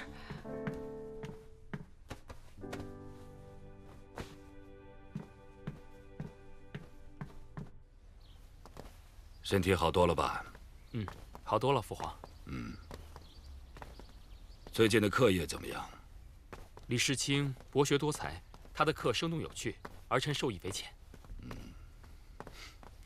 对，其实你身边真的需要多一些德才兼备的人，比如大理寺的汪树，还有陆庸，都是可用之才。还有裴照，也可以重用。哎，你跟他的交情是不是不错？是。他可有妻室啊？还未娶妻。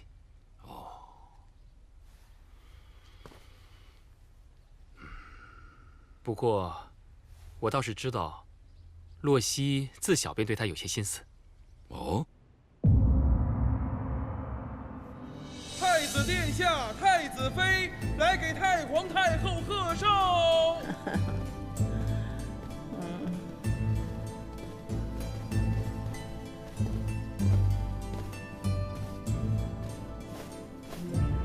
见太皇太后，恭祝太皇太后福如东海，寿比南山。好，好，好！哎呀，小凤啊，这几天没见你瘦了许多呀，是不是太子欺负你了？太奶奶，被折腾病的人是我呀。你又不是被我折腾病的。太子啊，你那个妃子怎么没有来啊？赵良帝触犯了宫规，被贬为庶人了。哎呀，这瞧瞧，老身我斋戒仅仅这49天呢，这宫里头就出了这么多的事情啊！皇后啊，这些可都是刚刚入宫的孩子，哪有不犯错的呀？小以惩戒就行了，啊？是，孙媳自有分寸，请太皇太后放心。那就好。都坐吧，啊！是。好，哎呀，四世同堂啊，给老身做寿，高兴啊！哎，你要去哪儿？我去找永宁、洛熙做啊，反正你也讨厌我，离你远点。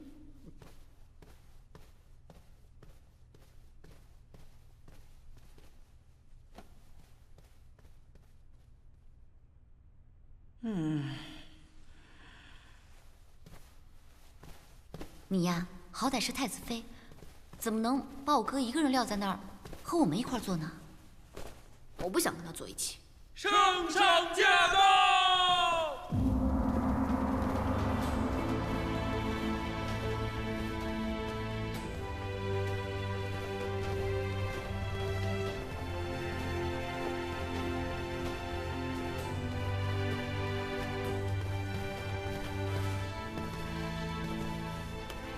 参见太皇太后。皇祖母，孙儿携高婕妤来为皇祖母贺寿，孙儿来晚了。不晚，你不来还不开席呢。入座。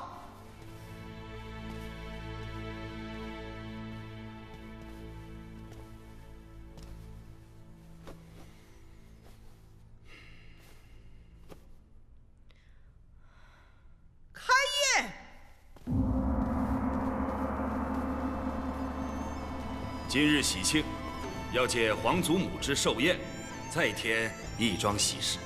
是什么喜事啊？朕给八公主物色了一门好亲事。哦，那确实是一件喜事啊。那是哪家的公子啊？罗西、裴照，你们出来。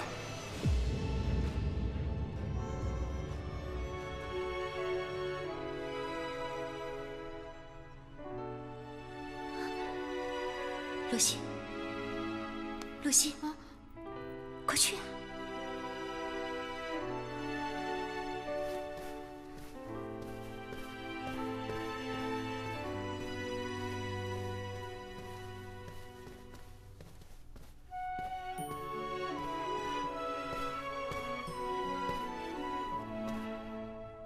皇祖母，您看他们俩是不是很般配？般配。实在是太般配了，你看看，一个是金枝玉女，一个是将门虎子，再好不过了。皇祖母，您说他们般配，错不了。还不向你父皇谢恩吗？谢圣上赐婚。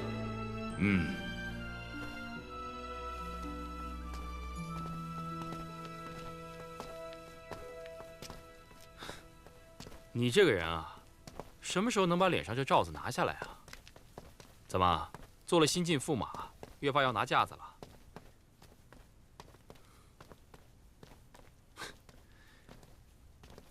你是不想做这个驸马吗？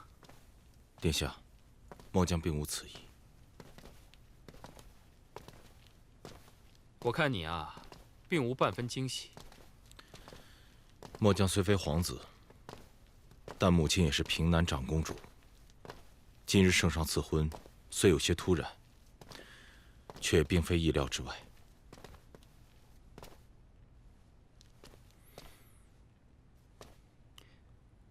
洛曦对你的心意，想必你早就知道。我这个妹妹啊，自幼善良贤淑，你娶了她，并不会辱没了你。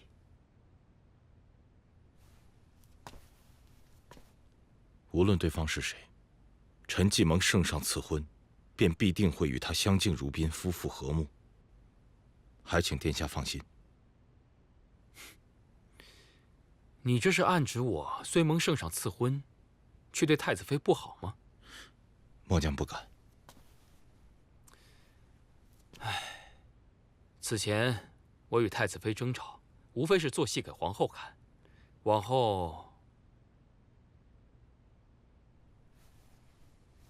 后嘛，我偏不会对她相敬如宾。我要与她情深意长，相爱相亲。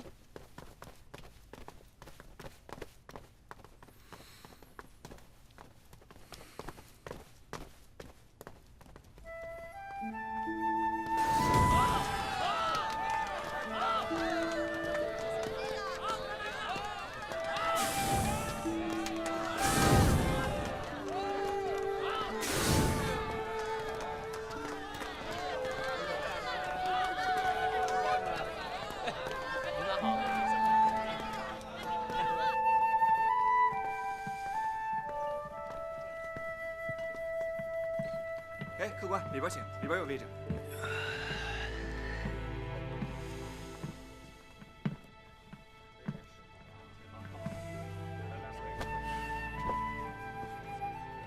裴将军今日不当值吗？怎么有空来喝酒啊？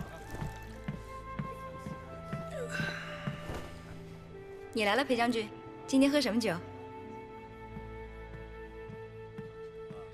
当护道。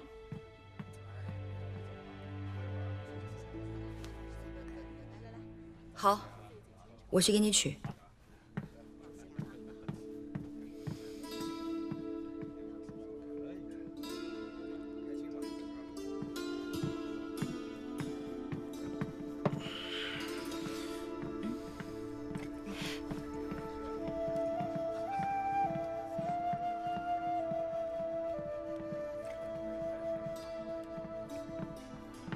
老板，上酒。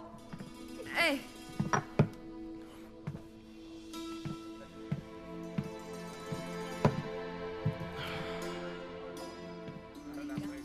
你来是跟我喝酒的，还是有话要说呀？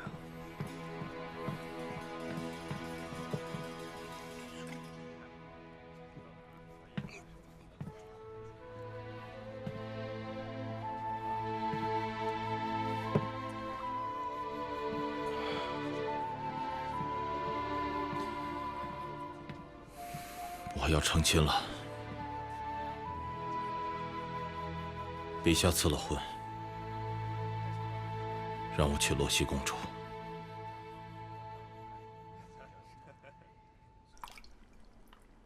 下雪了，时间过得真快。是啊，这一年过得真快。咱们的洛曦都快嫁人了。来，洛曦，恭喜你，以后嫁到了驸马府，我和小风会常去看你的。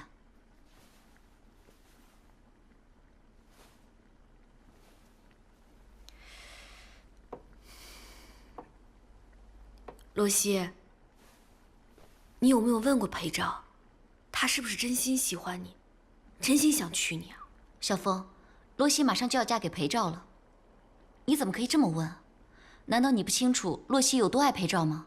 我就是因为知道洛曦有多爱裴照，所以我才想让他非常肯定的知道裴照对他的心意。洛曦，你知道，嫁给一个不爱自己的人，是件多痛苦的事情。皇命不可违。我和裴将军是父皇指的婚，我没有权利去问，他也没有权利去拒绝。不，我现在说的不是皇命，我是在说你们，是你们要结为夫妻。难道你就想不明不白的嫁给一个人，不想知道他的心意吗？小峰，你不要再说了，不要因为你成天跟五哥争吵不和，你就觉得洛西跟裴照不会幸福。裴照跟五哥不一样。对，就是因为裴照跟李成荫不一样。李成荫如果不喜欢我，他会直接告诉我，不会让我对他抱有任何幻想、任何期待。可是裴照不同，裴照是一个把什么都放在心里的人。说的好听，是你跟他平静的过一辈子；可是说的不好听，你可能会被他的沉默骗一辈子。我不希望你这样不明不白、自欺欺人的过下去。够了，你凭什么说洛西是自欺欺人？洛西她哪里不好？就算是他们现在没有很深的男女之情，也不代表他们以后不会幸福。感情是需要一点点培养的。你们别吵了。说到底，你们根本不相信裴照会喜欢我。洛西，洛西，洛西，想什么呢？看，这是太奶奶专门给你做的养生粥，尝一口，很好吃。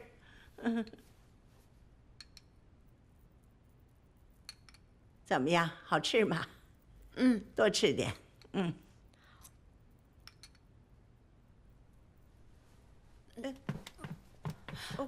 怎么？拿痰盂？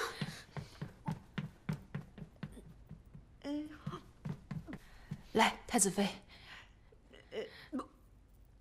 传太医。是。八成是有喜了。你也不用害羞啊，这开花结果是自然的事情啊，没什么不好意思的。传宗接代嘛。哎，想想哈，给这个孩子起个什么名字呢？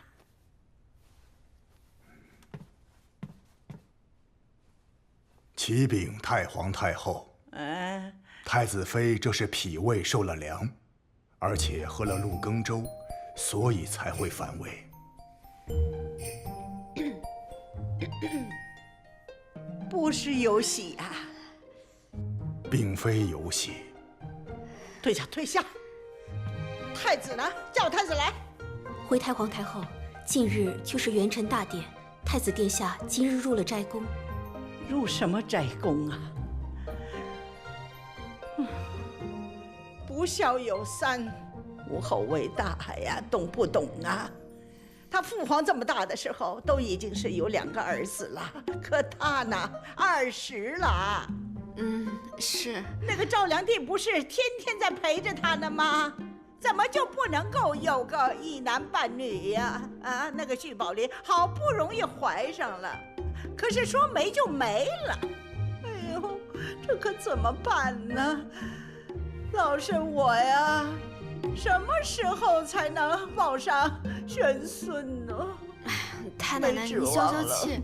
哎呦，这气死我了！白驾东宫啊！拜见太奶奶。沐浴焚香过了。是啊。那就好。来人呐，将太子殿下和太子妃现在就关到内殿里去，没有老身的吩咐，不许有任何人把他们放出来。太奶奶，为什么呀？太奶奶，为什么呀？去吧，去吧。您这是，永娘，哎呀，太奶奶，太奶奶，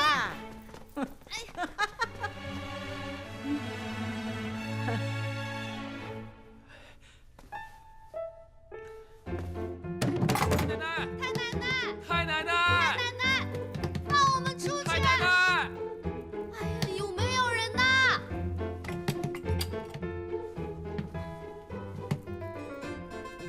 卑鄙。说谁卑鄙？你凭什么骂我？要不是你在太奶奶面前告状，她会把我们关起来吗？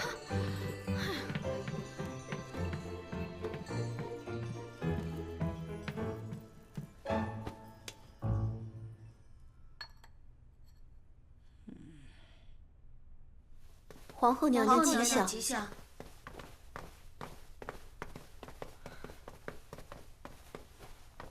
给皇祖母请安。听说您把太子和太子妃关起来了，不知道他俩犯了什么错？什么错都没有。老身呢，就是想抱玄孙了。皇后，你不想抱个孙子吗？孙媳当然是想了，但是这元辰大典马上就要开始了，太子不去参加，似乎不合祖制。那元辰大典重要还是皇嗣重要？要叫老身说呀，今年的元辰大典呢，就由皇上自己一个人前行就是了。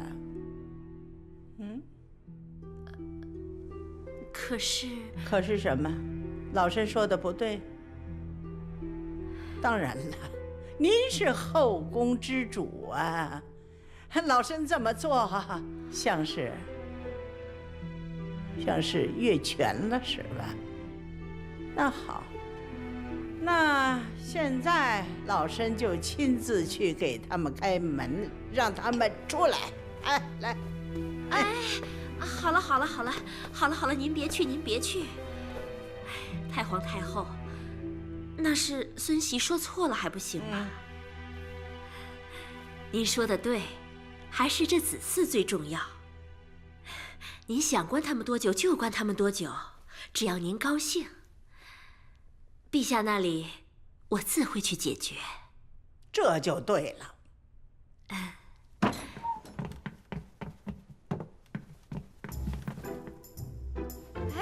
放我们走啦！怎么又走了？别走啊！永娘！永娘阿杜，你们在不在啊？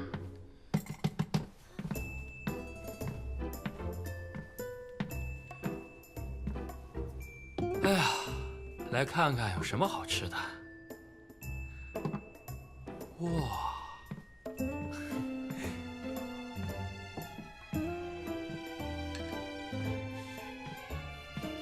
香。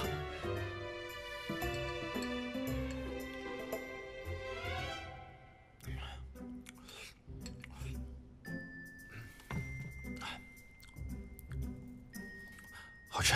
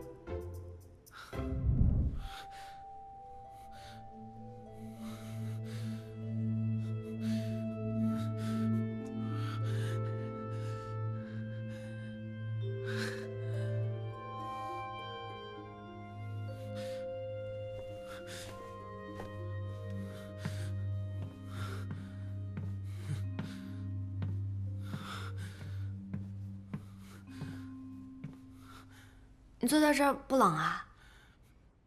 不冷，你别过来，别过来！你怎么出了这么多汗啊？你生病了？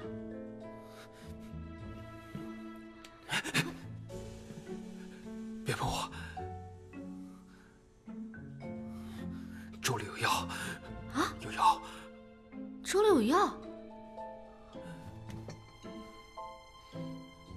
什么药？小芳，嗯。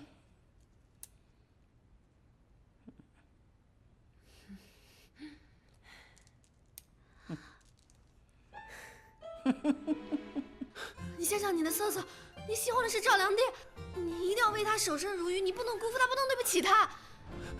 你是我的妻子，不算对不起他。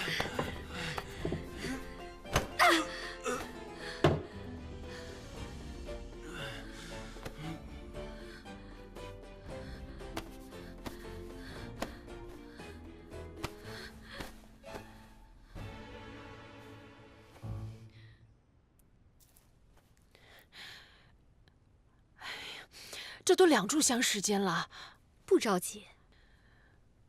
哎呀，我去请太皇太后。哎，怎么起呀？怎么起来？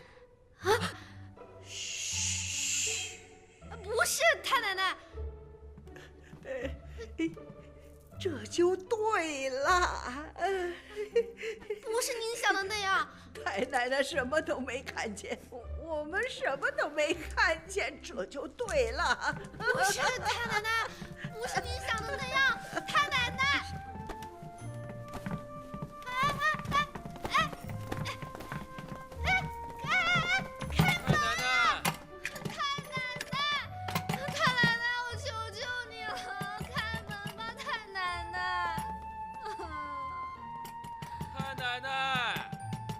要憋死我呀！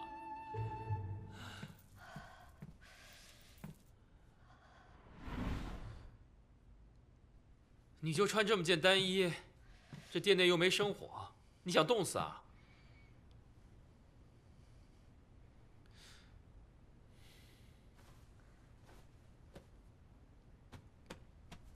我才不过去呢。放心，我不会对你怎么样的。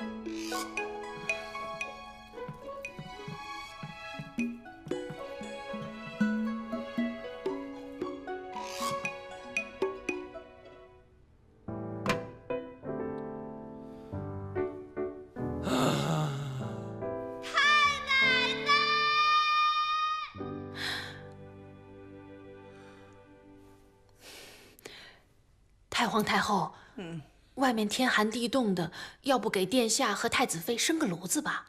万一冻坏了，可怎么是好啊？生什么炉子？相互取暖不就暖和了吗？用得着生炉子吗？出牌。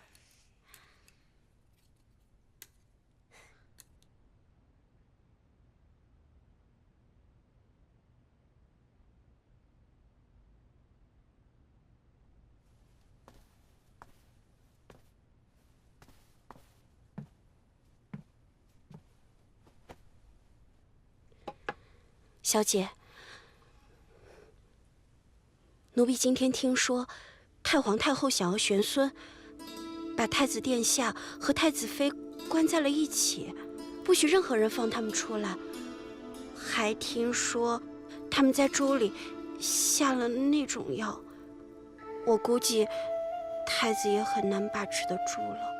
小姐，你说如果这次太子殿下和太子妃真的有了小皇子，那小姐……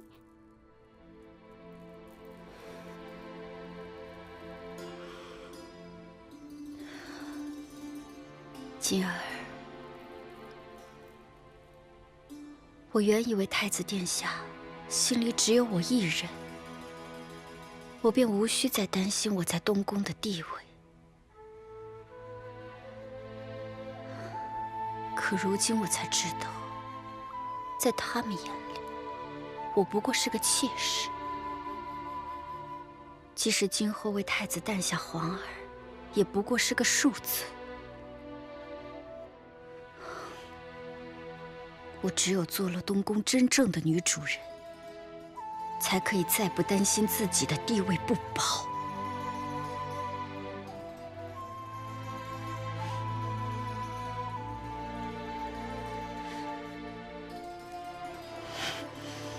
小姐，你慢点吃。小姐，你慢点吃。我问你，你那2个最好的朋友要成亲了，你不应该感到高兴吗？可我之前看你听到父皇给他们俩赐婚的时候，你一点高兴的神情都没有。你是不是有什么别的心思？如果他们只是一对普通的男女，情投意合，那我当然开心了。可他们是因为一道圣旨，不得不在一起。如果一个人连选择自己婚姻的权利都没有，那以后一定会有遗憾的。你怎么知道他们以后不会幸福啊？强扭的瓜未必就不甜。就比如你和我，你明明心有所属，还要跟我关在这儿，你心里能痛快吗？我们跟他们不一样。对，我们跟他们不一样，我们比他们还可怜。我是李朝来和亲的，所以我明明知道你讨厌我，还要做你的太子妃，还要跟你出双入对，做李朝的表率。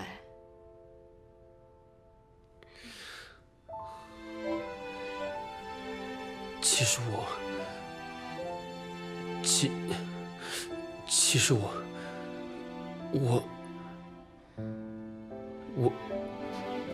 你要干嘛？你不会又要……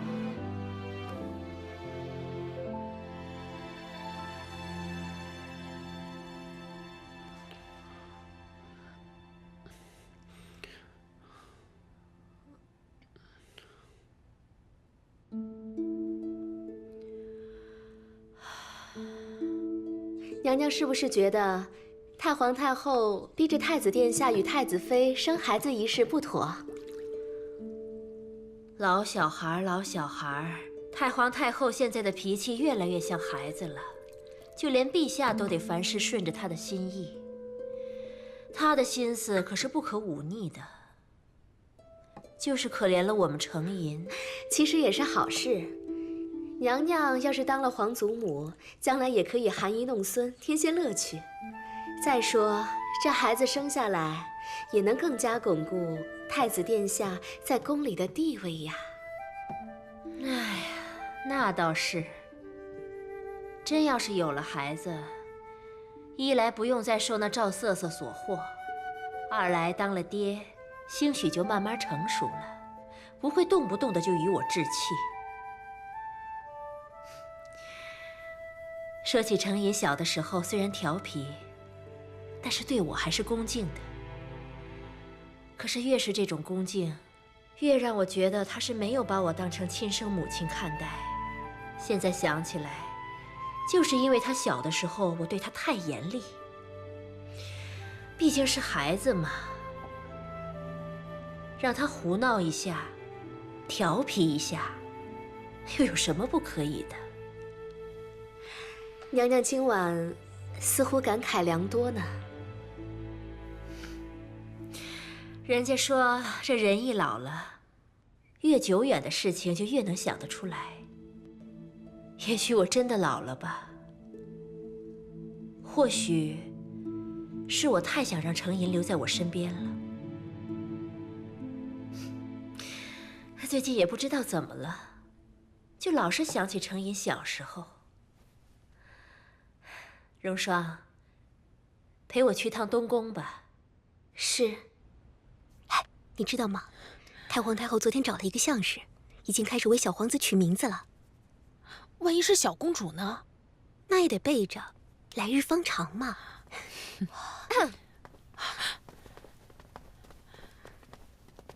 皇后娘娘，太子的衣服怎么会在这儿？回皇后娘娘，是太皇太后不让穿的。胡闹！开门！回皇后娘娘，太皇太后吩咐了，没有她的懿旨，谁也不许开门。娘娘，算了吧，想必太子殿下已经歇息了，我们还是回去吧。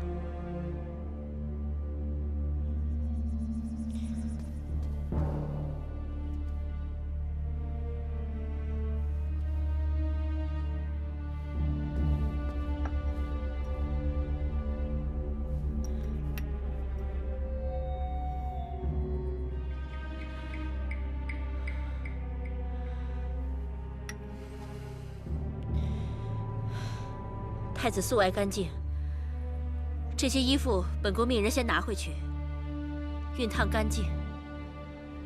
等太子出来以后，让他去我宫里拿。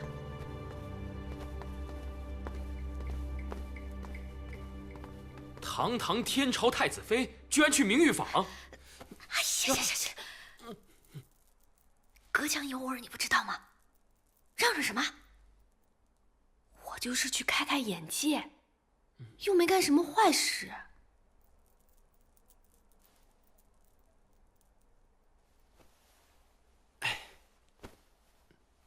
下次你再去明玉坊的时候，带上我啊！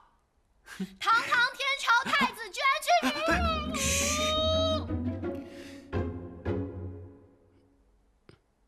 我就是去开开眼界，又不是干什么坏事。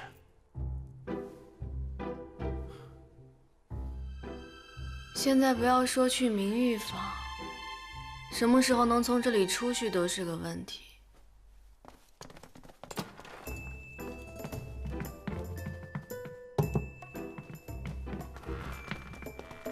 肯定又是那带药的粥，再这么下去，饿都饿死了。得想个办法出去。我有办法。你装病？为什么是我？因为你上次没有痊愈，你装病最合适了。不干，我不会装。来人呐！太子殿下晕倒了！来人呐！快来人呐！太子殿下，太子殿下晕倒了！殿下，殿下，这是怎么了？你还不赶紧请太医去？愣着干什么？是。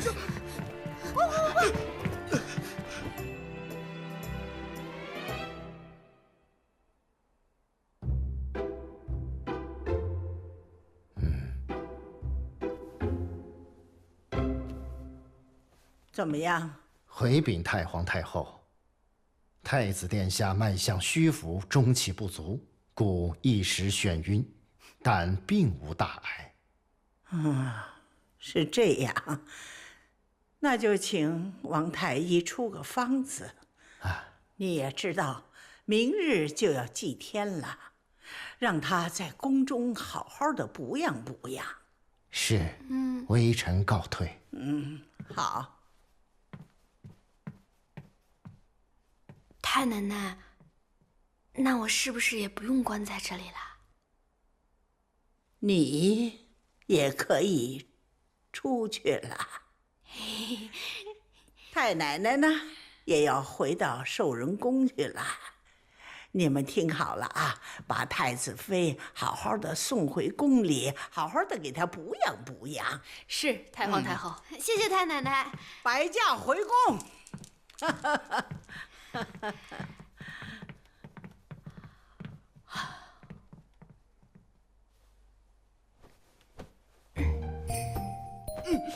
殿下，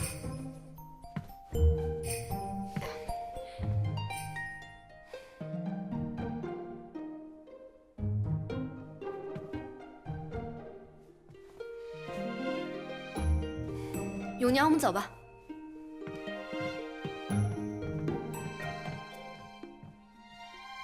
施恩，把我的衣服也拿来吧。殿下，您没事啊？是。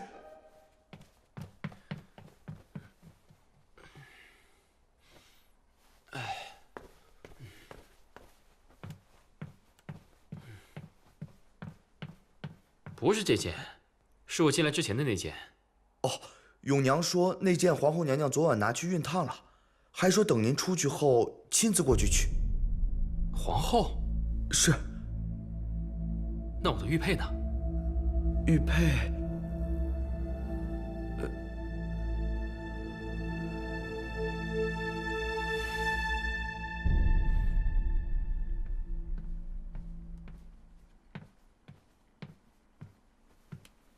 母后，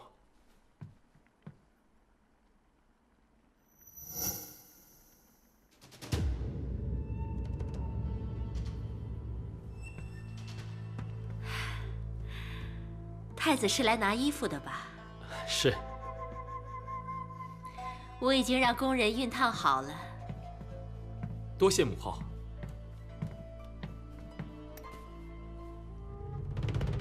这块玉佩，我常看太子戴着半块，可是另外半块我倒是没见过，不知道是哪里来的。这个是我从西周回来，明远姑姑送给我的。那他可有告诉你这块玉佩的来历？这个他倒什么都没跟我说，就只是说如果我喜欢，就把这半块送给我，配成一对，然后让我戴在身上，日日思念他。怎么了？没什么，我只是没看见太子戴过。我从西周回来，就日日夜夜都带着它，只是你没注意罢了。哦，甚好。那既然是这么贵重的东西，就一定要把它收好了。是，母后。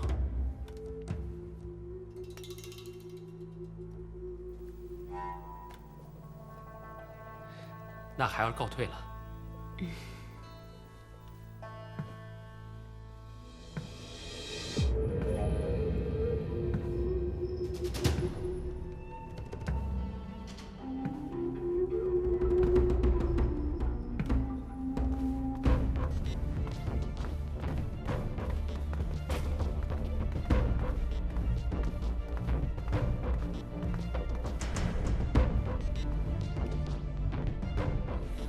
史恩，你马上去把裴将军找来，说我有急事找他，快去。是。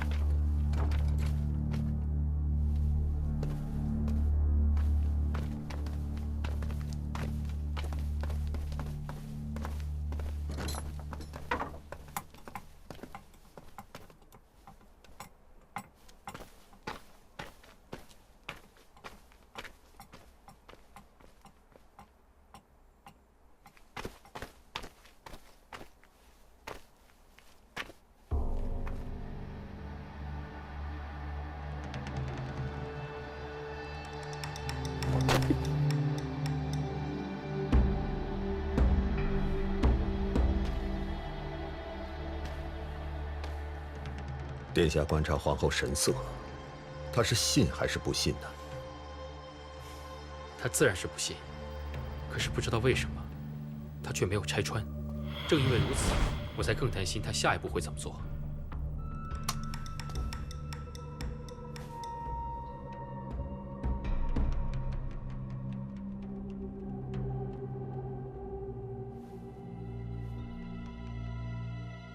皇后一旦对此事起了疑心，就瞒不住了。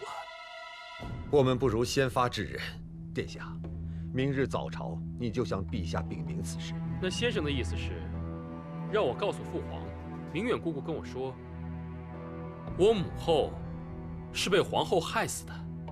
那父皇能相信我说的话吗？那总比什么都不做来的好一些吧。皇后心思缜密，她一定会有所行动的。哎，对了，我们从西周不是带回了证据吗？殿下把证据呈给陛下，他一定会相信的。好，明日父皇要与六部议事，无暇见我。后天早朝后，我就去见父皇。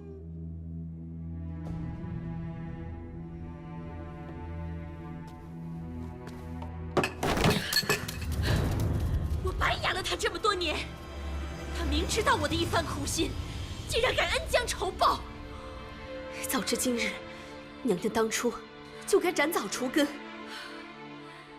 这些年我与程银朝夕相伴，我是看着他一天天的长大。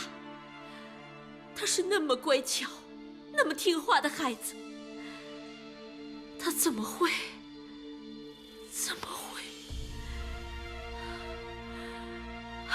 如霜，你说程银真的会那么狠心，去向陛下告发当年的事吗？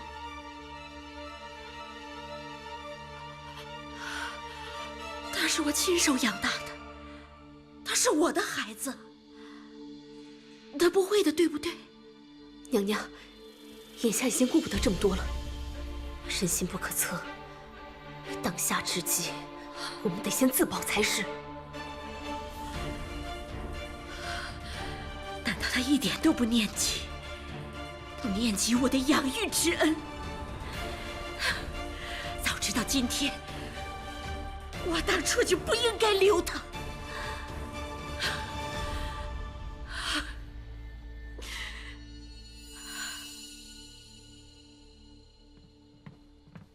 怎么样？恭喜陛下，贺喜陛下！高婕妤这是喜脉呀！微臣这就回去开几副安胎的方子。好，下去吧。是。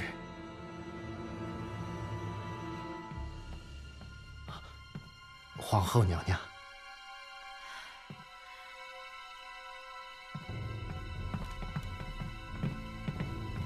皇后娘娘，恭喜陛下，恭喜妹妹。皇后，你来的正好。那么这段时间就要麻烦皇后你好好照顾高婕妤了。陛下不说，我也会好好照顾妹妹的。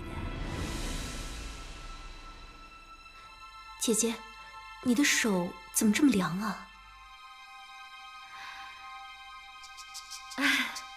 是啊，最近也不知道是怎么了，这身子啊，就是有点怕凉。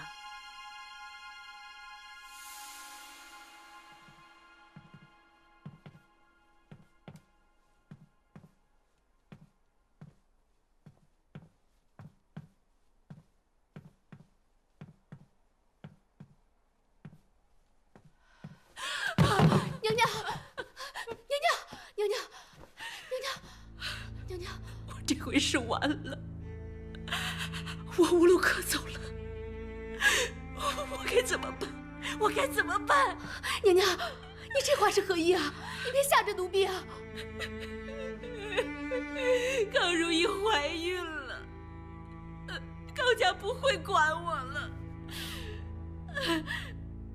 程银也要告发我，他也不要我了。陛下要是知道是我杀了他的女人，他定会废了我的。娘娘，我该怎么办啊？娘娘，越是这个时候，你就越要清醒。你放心，如霜会一直陪在你身边的。不行，皇上会废了我。不对，他一定会刺死我的！不可以，不可以！我该怎么办？快给我想办法呀！娘娘，只要你一句话，如霜赴汤蹈火，万死不辞啊！我不能让他们舍弃我一定会想出办法的。娘娘，你清醒一点吧！只要你一句话，只要你一句话，啊！娘娘，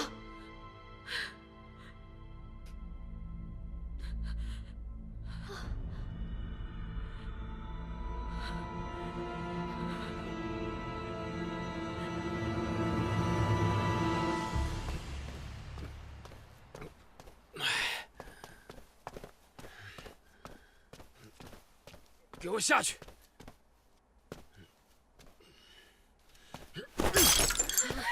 统统给我下去！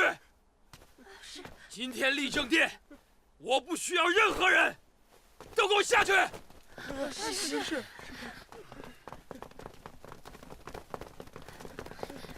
殿下，您这是怎么了？你也给我下去！是，我下去。您别伤着自己，我下去。下去！是。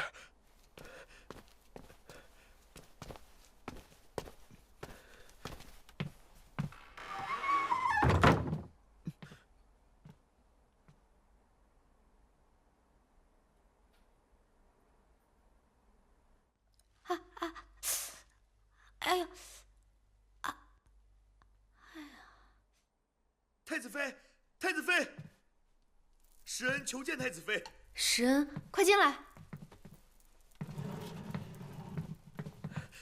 见过太子妃。怎么了？慌慌张张的。回太子妃，殿下昨日从皇后那儿回来以后，就一直心事重重。今日不知怎的，把自己灌得酩酊大醉，还把自己关在房间里边，不让任何人伺候。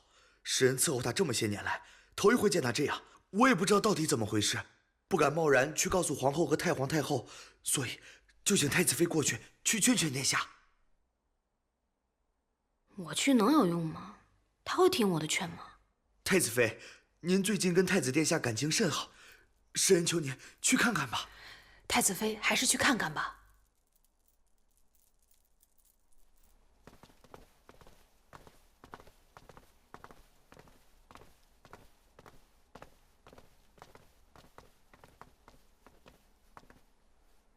阿杜，你在这里等我，我去看看。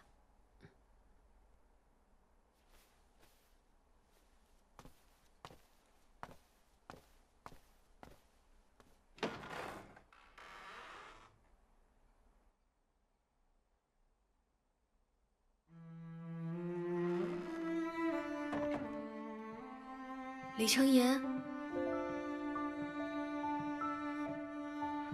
李承言。李承言，出去！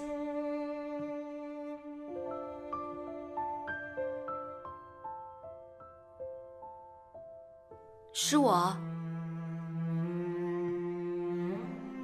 我说过，今天殿内不需要任何人，马上走。施恩说你心情不好，我就过来看看你。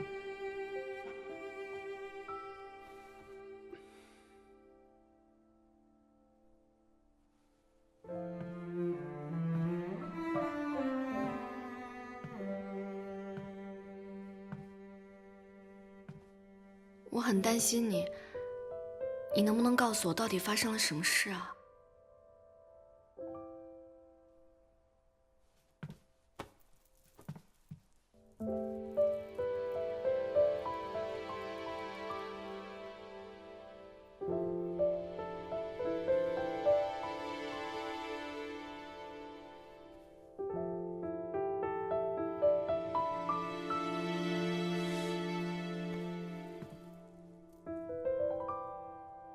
你先离开，这2天不要到我这里来，以后我跟你解释。现在马上走。为什么呀？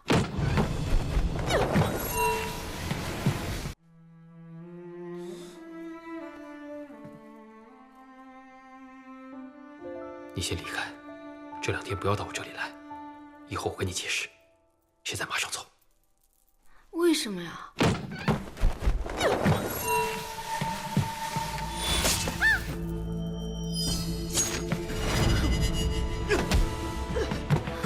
阿杜，有刺客！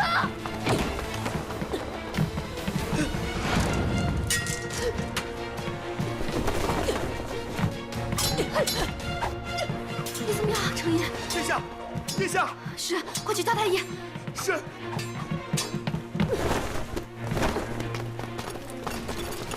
左营维护警殿，右营跟我搜查洞宫，捉拿刺客。是。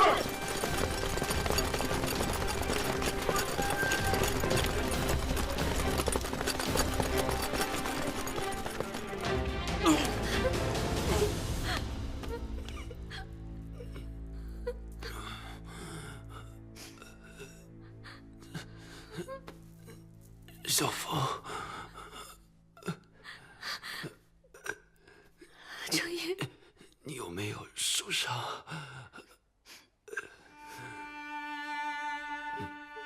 是不是很疼？太爷马上就来，你再坚持一下，你再坚持一下。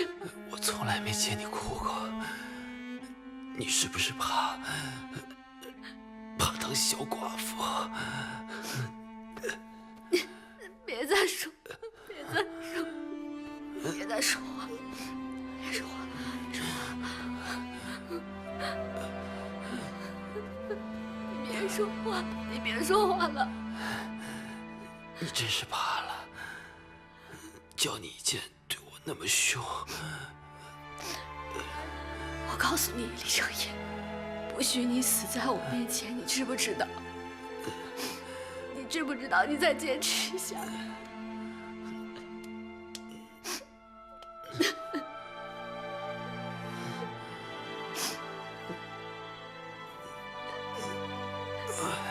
李成业，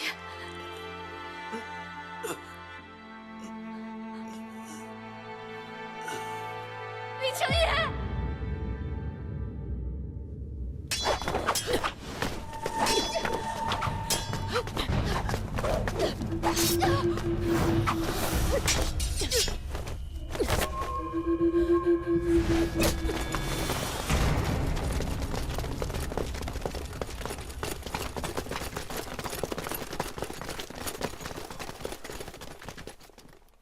走。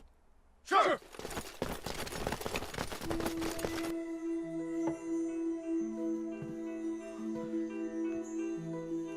回禀圣上，太子殿下创口太深，失血过多，这伤，怎么？啊，极为凶险呐，圣上。怕什么凶险呢？单吃100万雄狮，他都能活过来。这次肯定没事，我告诉你，治不好他，朕就要你的脑袋。微臣遵旨。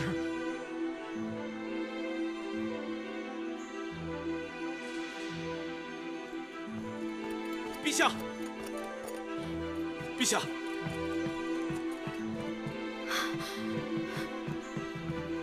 阿杜，这怎么回事？末将在宫道里发现了晕倒的阿杜姑娘，但并没有看见刺客的身影。我看阿杜姑娘伤得比较严重，就先把她带回来了。陛下，求您救救阿杜。他可能见过刺客的模样。裴仪，赶快救人！臣遵旨。谢陛下。快呀！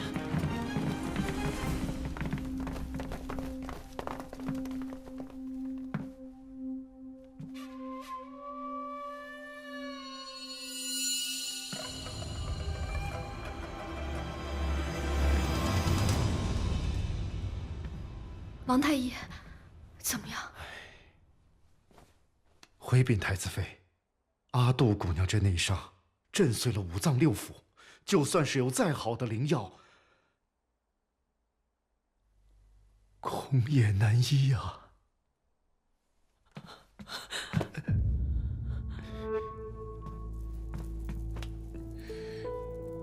阿杜，阿杜，对不起，对不起，我不应该让你去追刺客，都是我不好，对不起，对不起。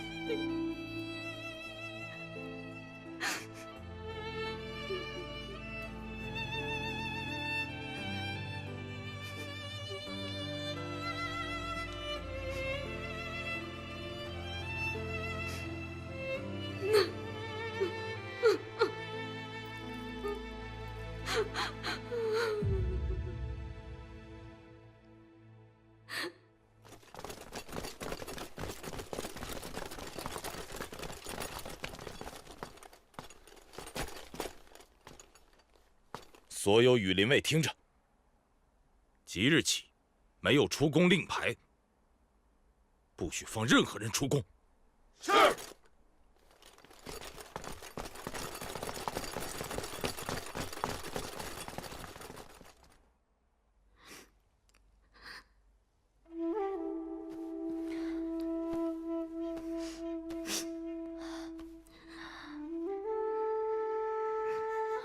你们都别哭了。如果哭一哭他就能醒的话，陛下早就叫100个人跪在这儿哭了。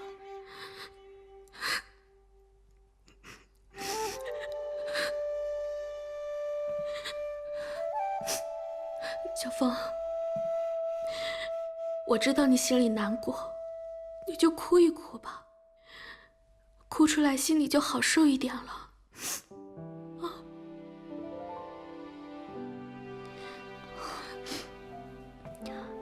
小凤，小凤，平日外人只知道你跟五哥时常争吵，但我心里知道，你心里是有他的。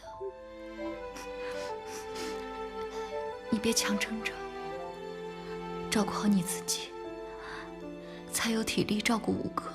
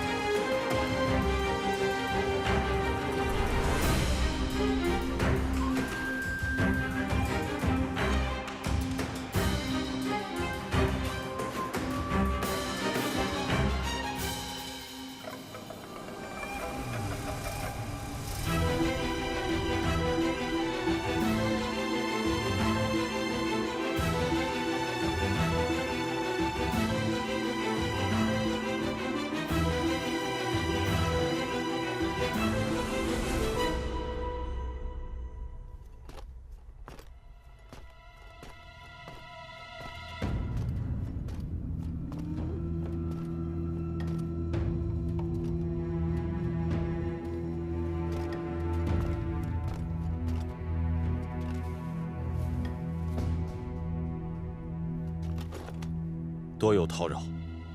裴将军慢走。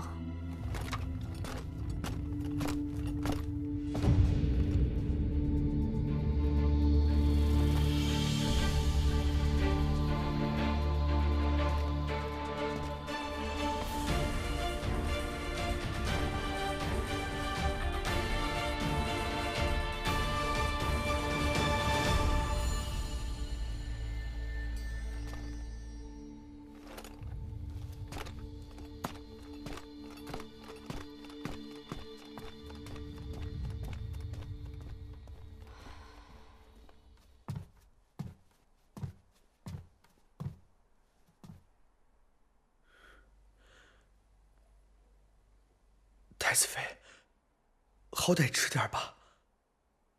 殿下昏迷了3日3夜，您就守了3日3夜，这样下去，身子受不住啊。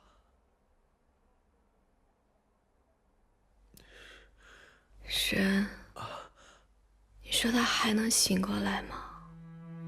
太子妃，这要是想哭，就哭出来，别憋坏了身子。我们西周的女孩才不会成天哭哭啼啼的。神，你知道吗？那晚是他等在我前面，是他替我挨了这一切。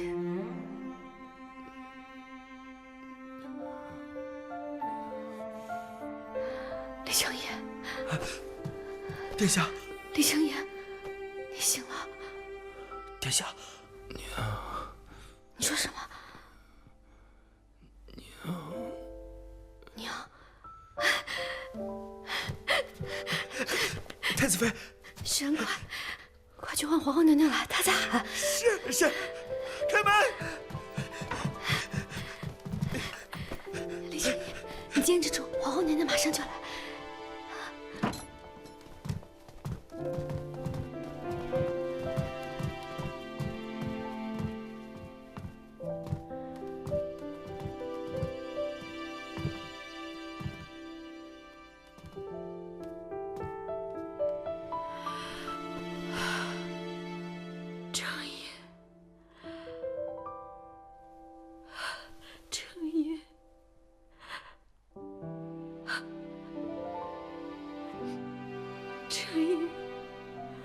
我的孩子，程野，娘，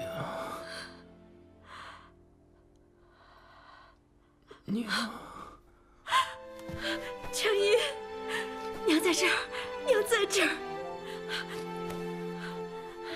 娘在这儿，娘在这儿呢，程野，程野，我的孩子。娘在这儿，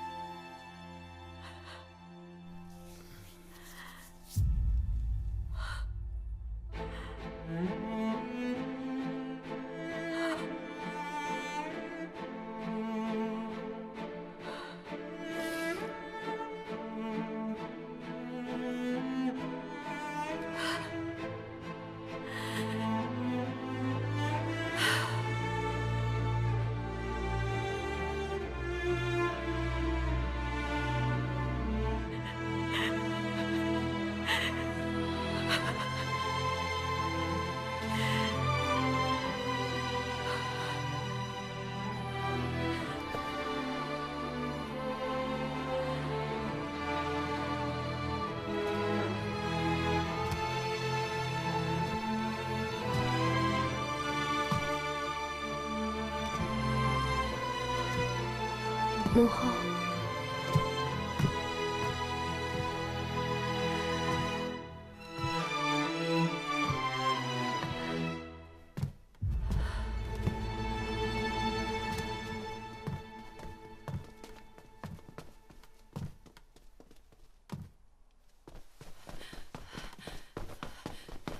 太子妃，太子妃，不好了，阿杜他快不行了。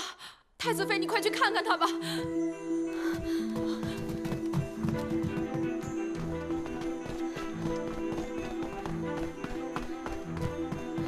王大爷，怎么样？回禀太子妃，阿杜姑娘她是熬不过今晚了。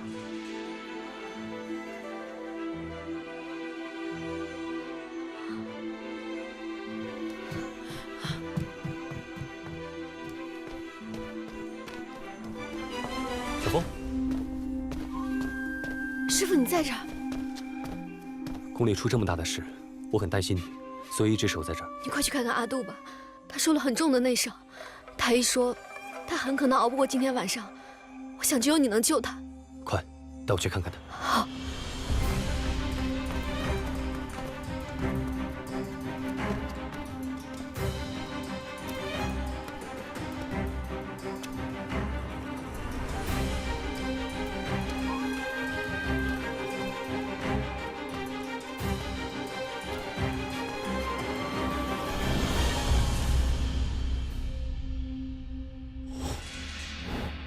如果你是安心休养，不消耗你的精气和内力，不受太大的刺激，也许能多活长一些。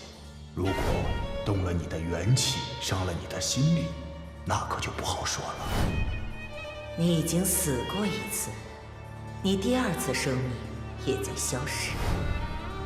等你的罪赎完了，心灵解脱了，到那个时候，你的肉体就要受万箭穿心的痛苦。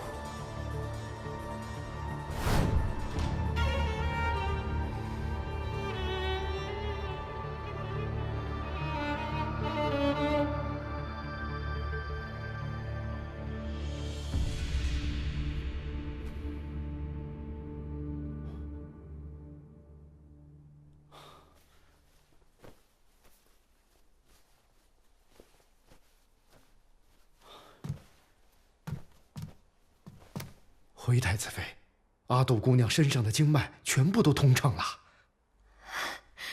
太好了！臣这就回去再开几个方子，阿杜姑娘只要能进食，就无大碍了。好，臣告退。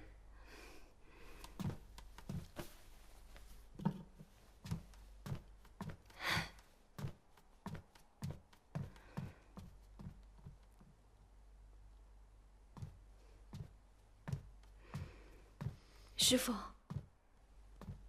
太医说阿杜已经无大碍了，谢谢你。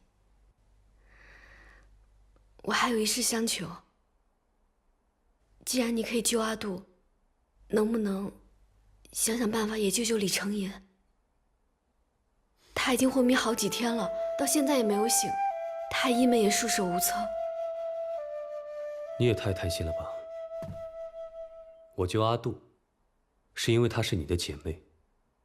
我救李承言凭什么呀？他那么欺负你。他是我夫君啊。夫君？他是为了我才受伤的，所以如果他活不了，我会愧疚一辈子的。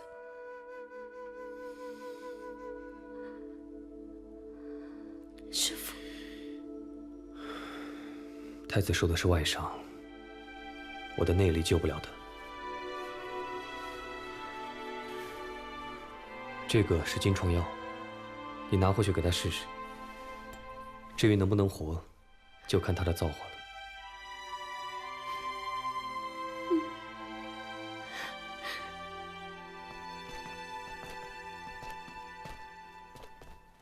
你脸色不太好，我送你回去吧。我没事。义父让我给殿下的金疮药，我已经给小风了。只是药性太猛，不知道太医敢不敢用。到万不得已的时候，也只能试一试了。对了，阿杜是刺杀事件的直接证人，你要保护好他。等他醒了，好指认皇后。明白。你赶紧去保护殿下。真不用我送你回去。你什么时候这么婆婆妈妈了？好。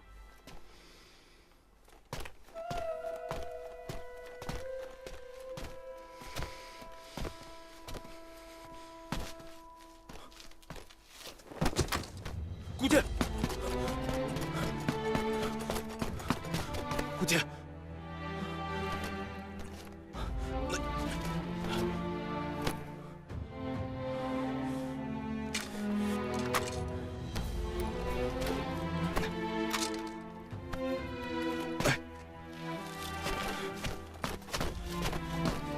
这是西周灵药，麻烦你赶快给殿下试试。是。那微臣告退。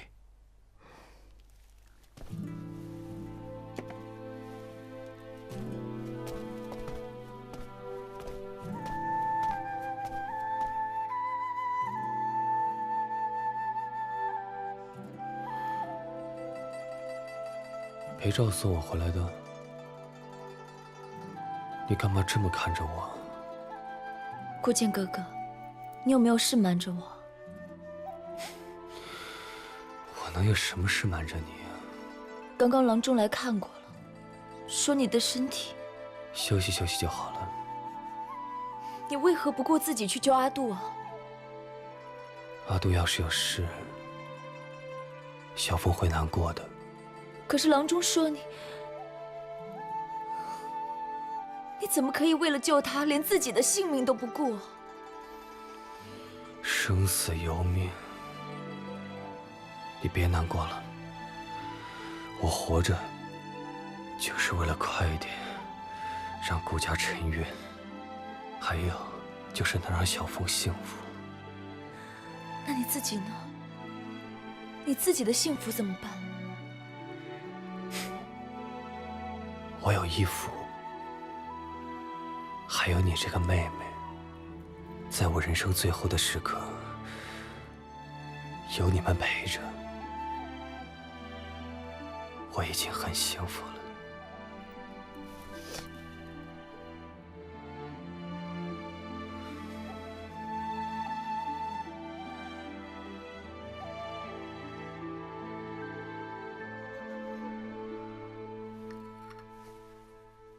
来，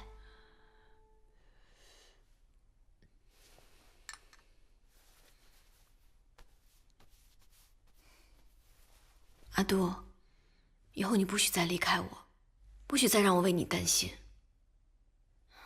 你要快点好起来，等你好了，我们再去明乐那儿喝酒。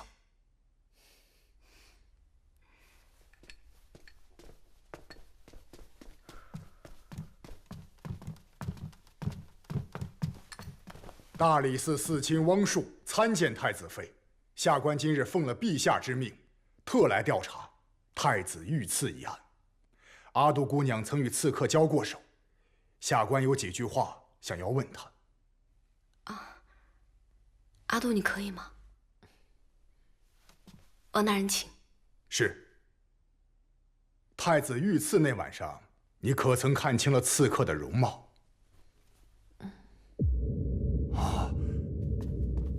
启禀陛下，阿杜姑娘说，凶手乃是皇后清宁宫里的荣双姑姑。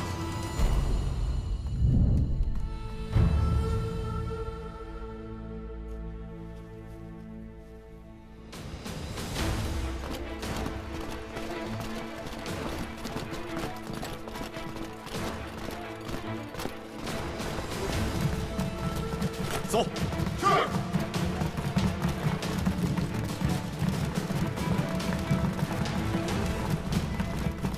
你们这是要干什么？皇后娘娘，我奉陛下之命前来捉拿刺客，多有得罪，抓人！不行，岂有此理！谁敢动他？凭什么说荣双是刺客？准人阿杜已血，证明荣双就是刺客，带走。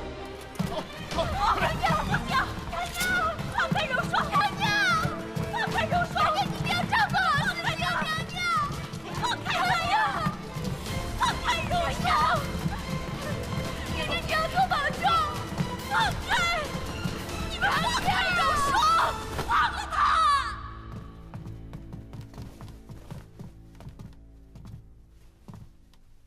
王太医，太子殿下为何还未醒？我给你的药难道没用吗？请太子妃恕罪，臣等研究过此药。此药虽然能够促进伤口愈合，但药情太猛，太子殿下是万金之躯，臣等不敢贸然给太子殿下用药。不敢用？现在都什么时候了，你们就眼睁睁看着他躺在这儿吗？臣也是提着脑袋给太子殿下治病，臣不要给我，有任何后果我来承担。这，太子妃，这给我。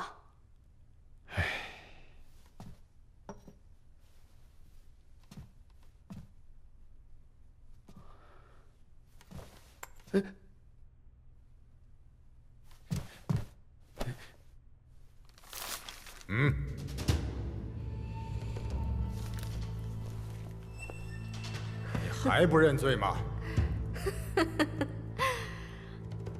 我不知道我何时得罪了太子妃身边的那个婢女，她竟要如此陷害于我，逼陛下，那个西周来的侍女，她进宫只不过才1年多的时间，她的话如何能信呢？荣双跟了臣妾这么多年，她绝对不会做这样的事情。太子殿下是我看着长大的，我为何要刺杀太子殿下？难道太子殿下与阿杜姑娘会用自己的性命来陷害你不成？哼，若不是你，那就是有人指使你。说，是谁指使你刺杀太子？再不从实招来，本官就要用刑了。程寅是我的儿子，我为什么要杀他呀？等程寅醒了，就会知道你为什么要杀他了。事情还没弄明白之前，就待在清宁宫。陛下！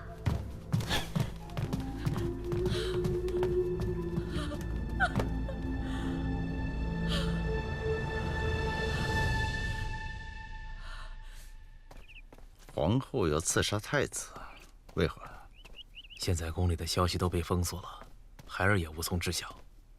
那如意也不知道吗？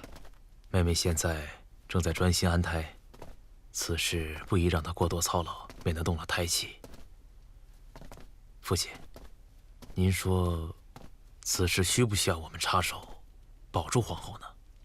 保皇后？皇后现在已经跟咱们不是一条心了，刺杀太子那是死罪。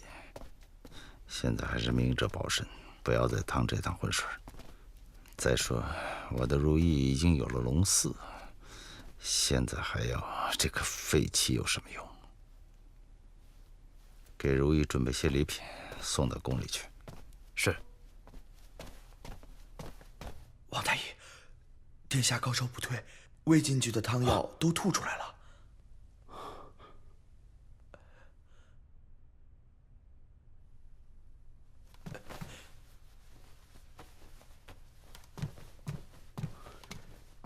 回太子妃，此药药性太强，太子殿下身体虚寒，怕是承受不住啊！臣等无能为力。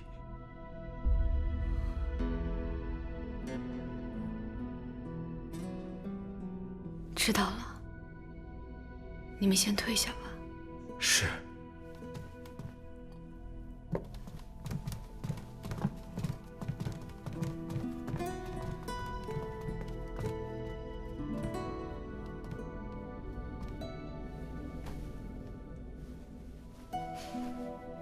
李承寅，你放心，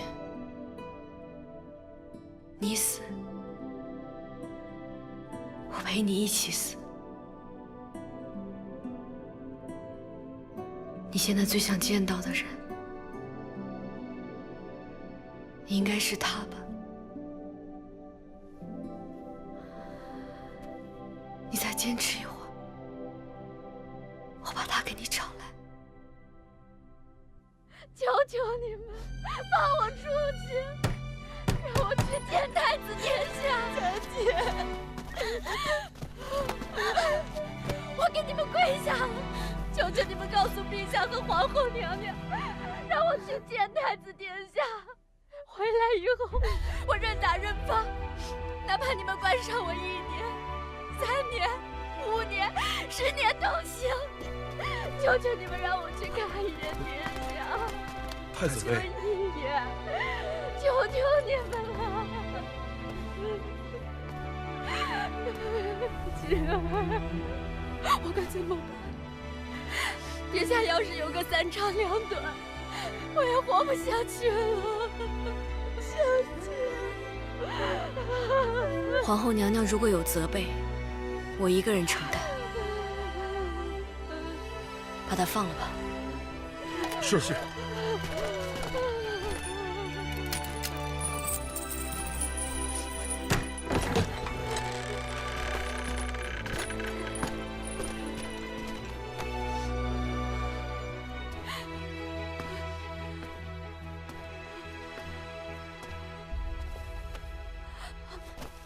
小姐，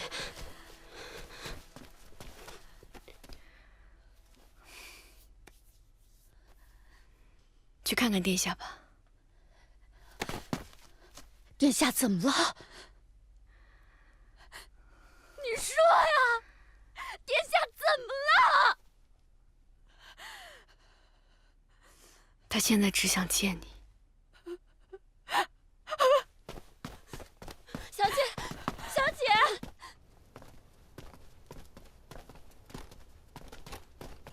太子妃，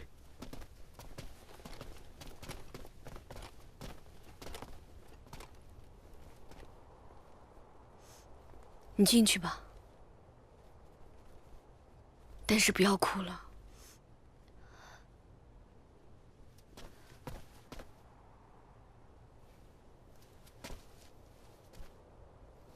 瑟瑟谢谢太子妃。快进去吧。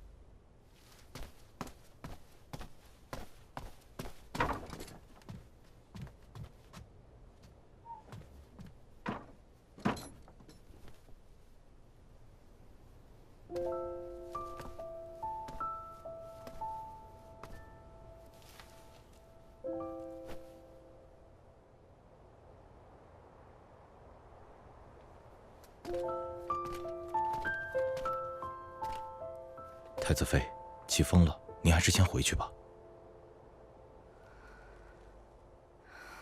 让赵良娣多跟他待一会儿，有赵姑娘在，他一定会好起来。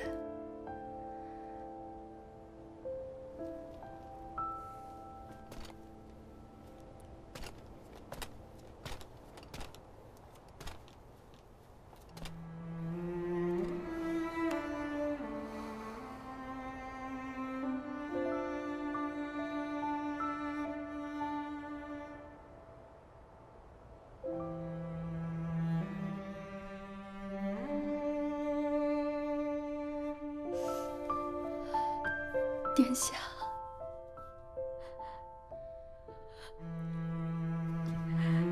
快醒过来！你快醒过来！瑟瑟求你了，你快醒过来！你要不醒过来，瑟瑟怎么办呀？殿下。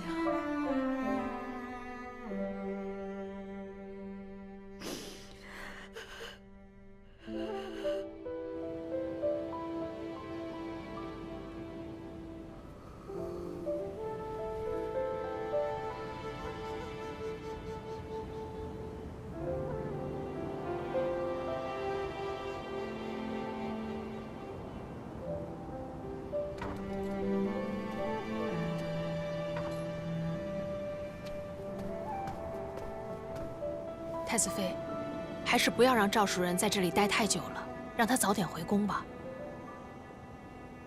我这边进去。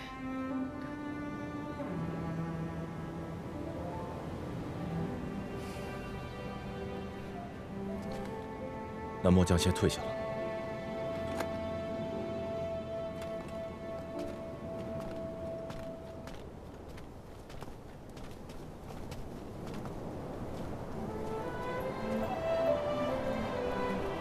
原来这么大的风。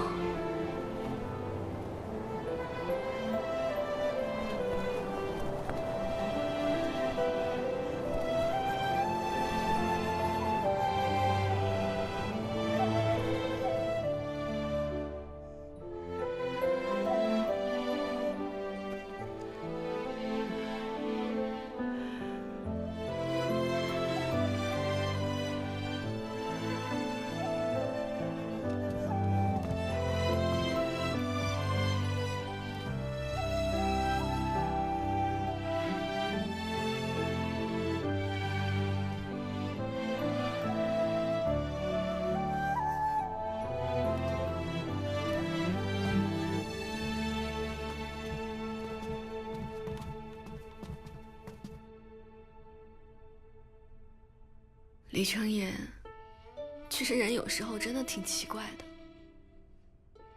以前咱俩一见面就吵架，我想的都是你怎么气我。可是现在你躺在我面前，我眼里全是你对我的好。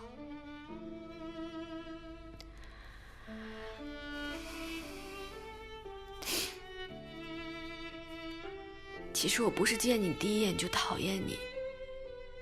我还记得那天，永宁告诉我你快要当上太子的时候，我心里还是挺高兴的。虽然那时候我心里已经知道，你喜欢的人是赵姑娘。然后没过多久，我就听闻了你攻打丹赤的事情，我真恨不得一刀杀了你。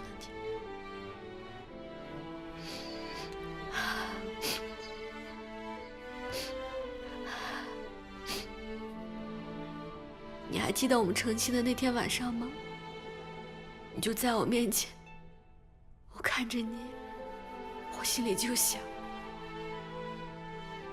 到底是不是应该一刀杀了你？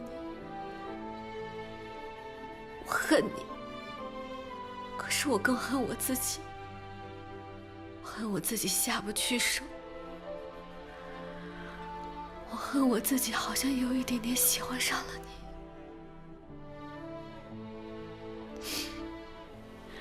你快点醒过来好不好？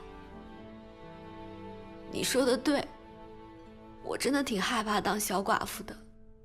在我们西周，死了丈夫的女人要嫁给丈夫的弟弟。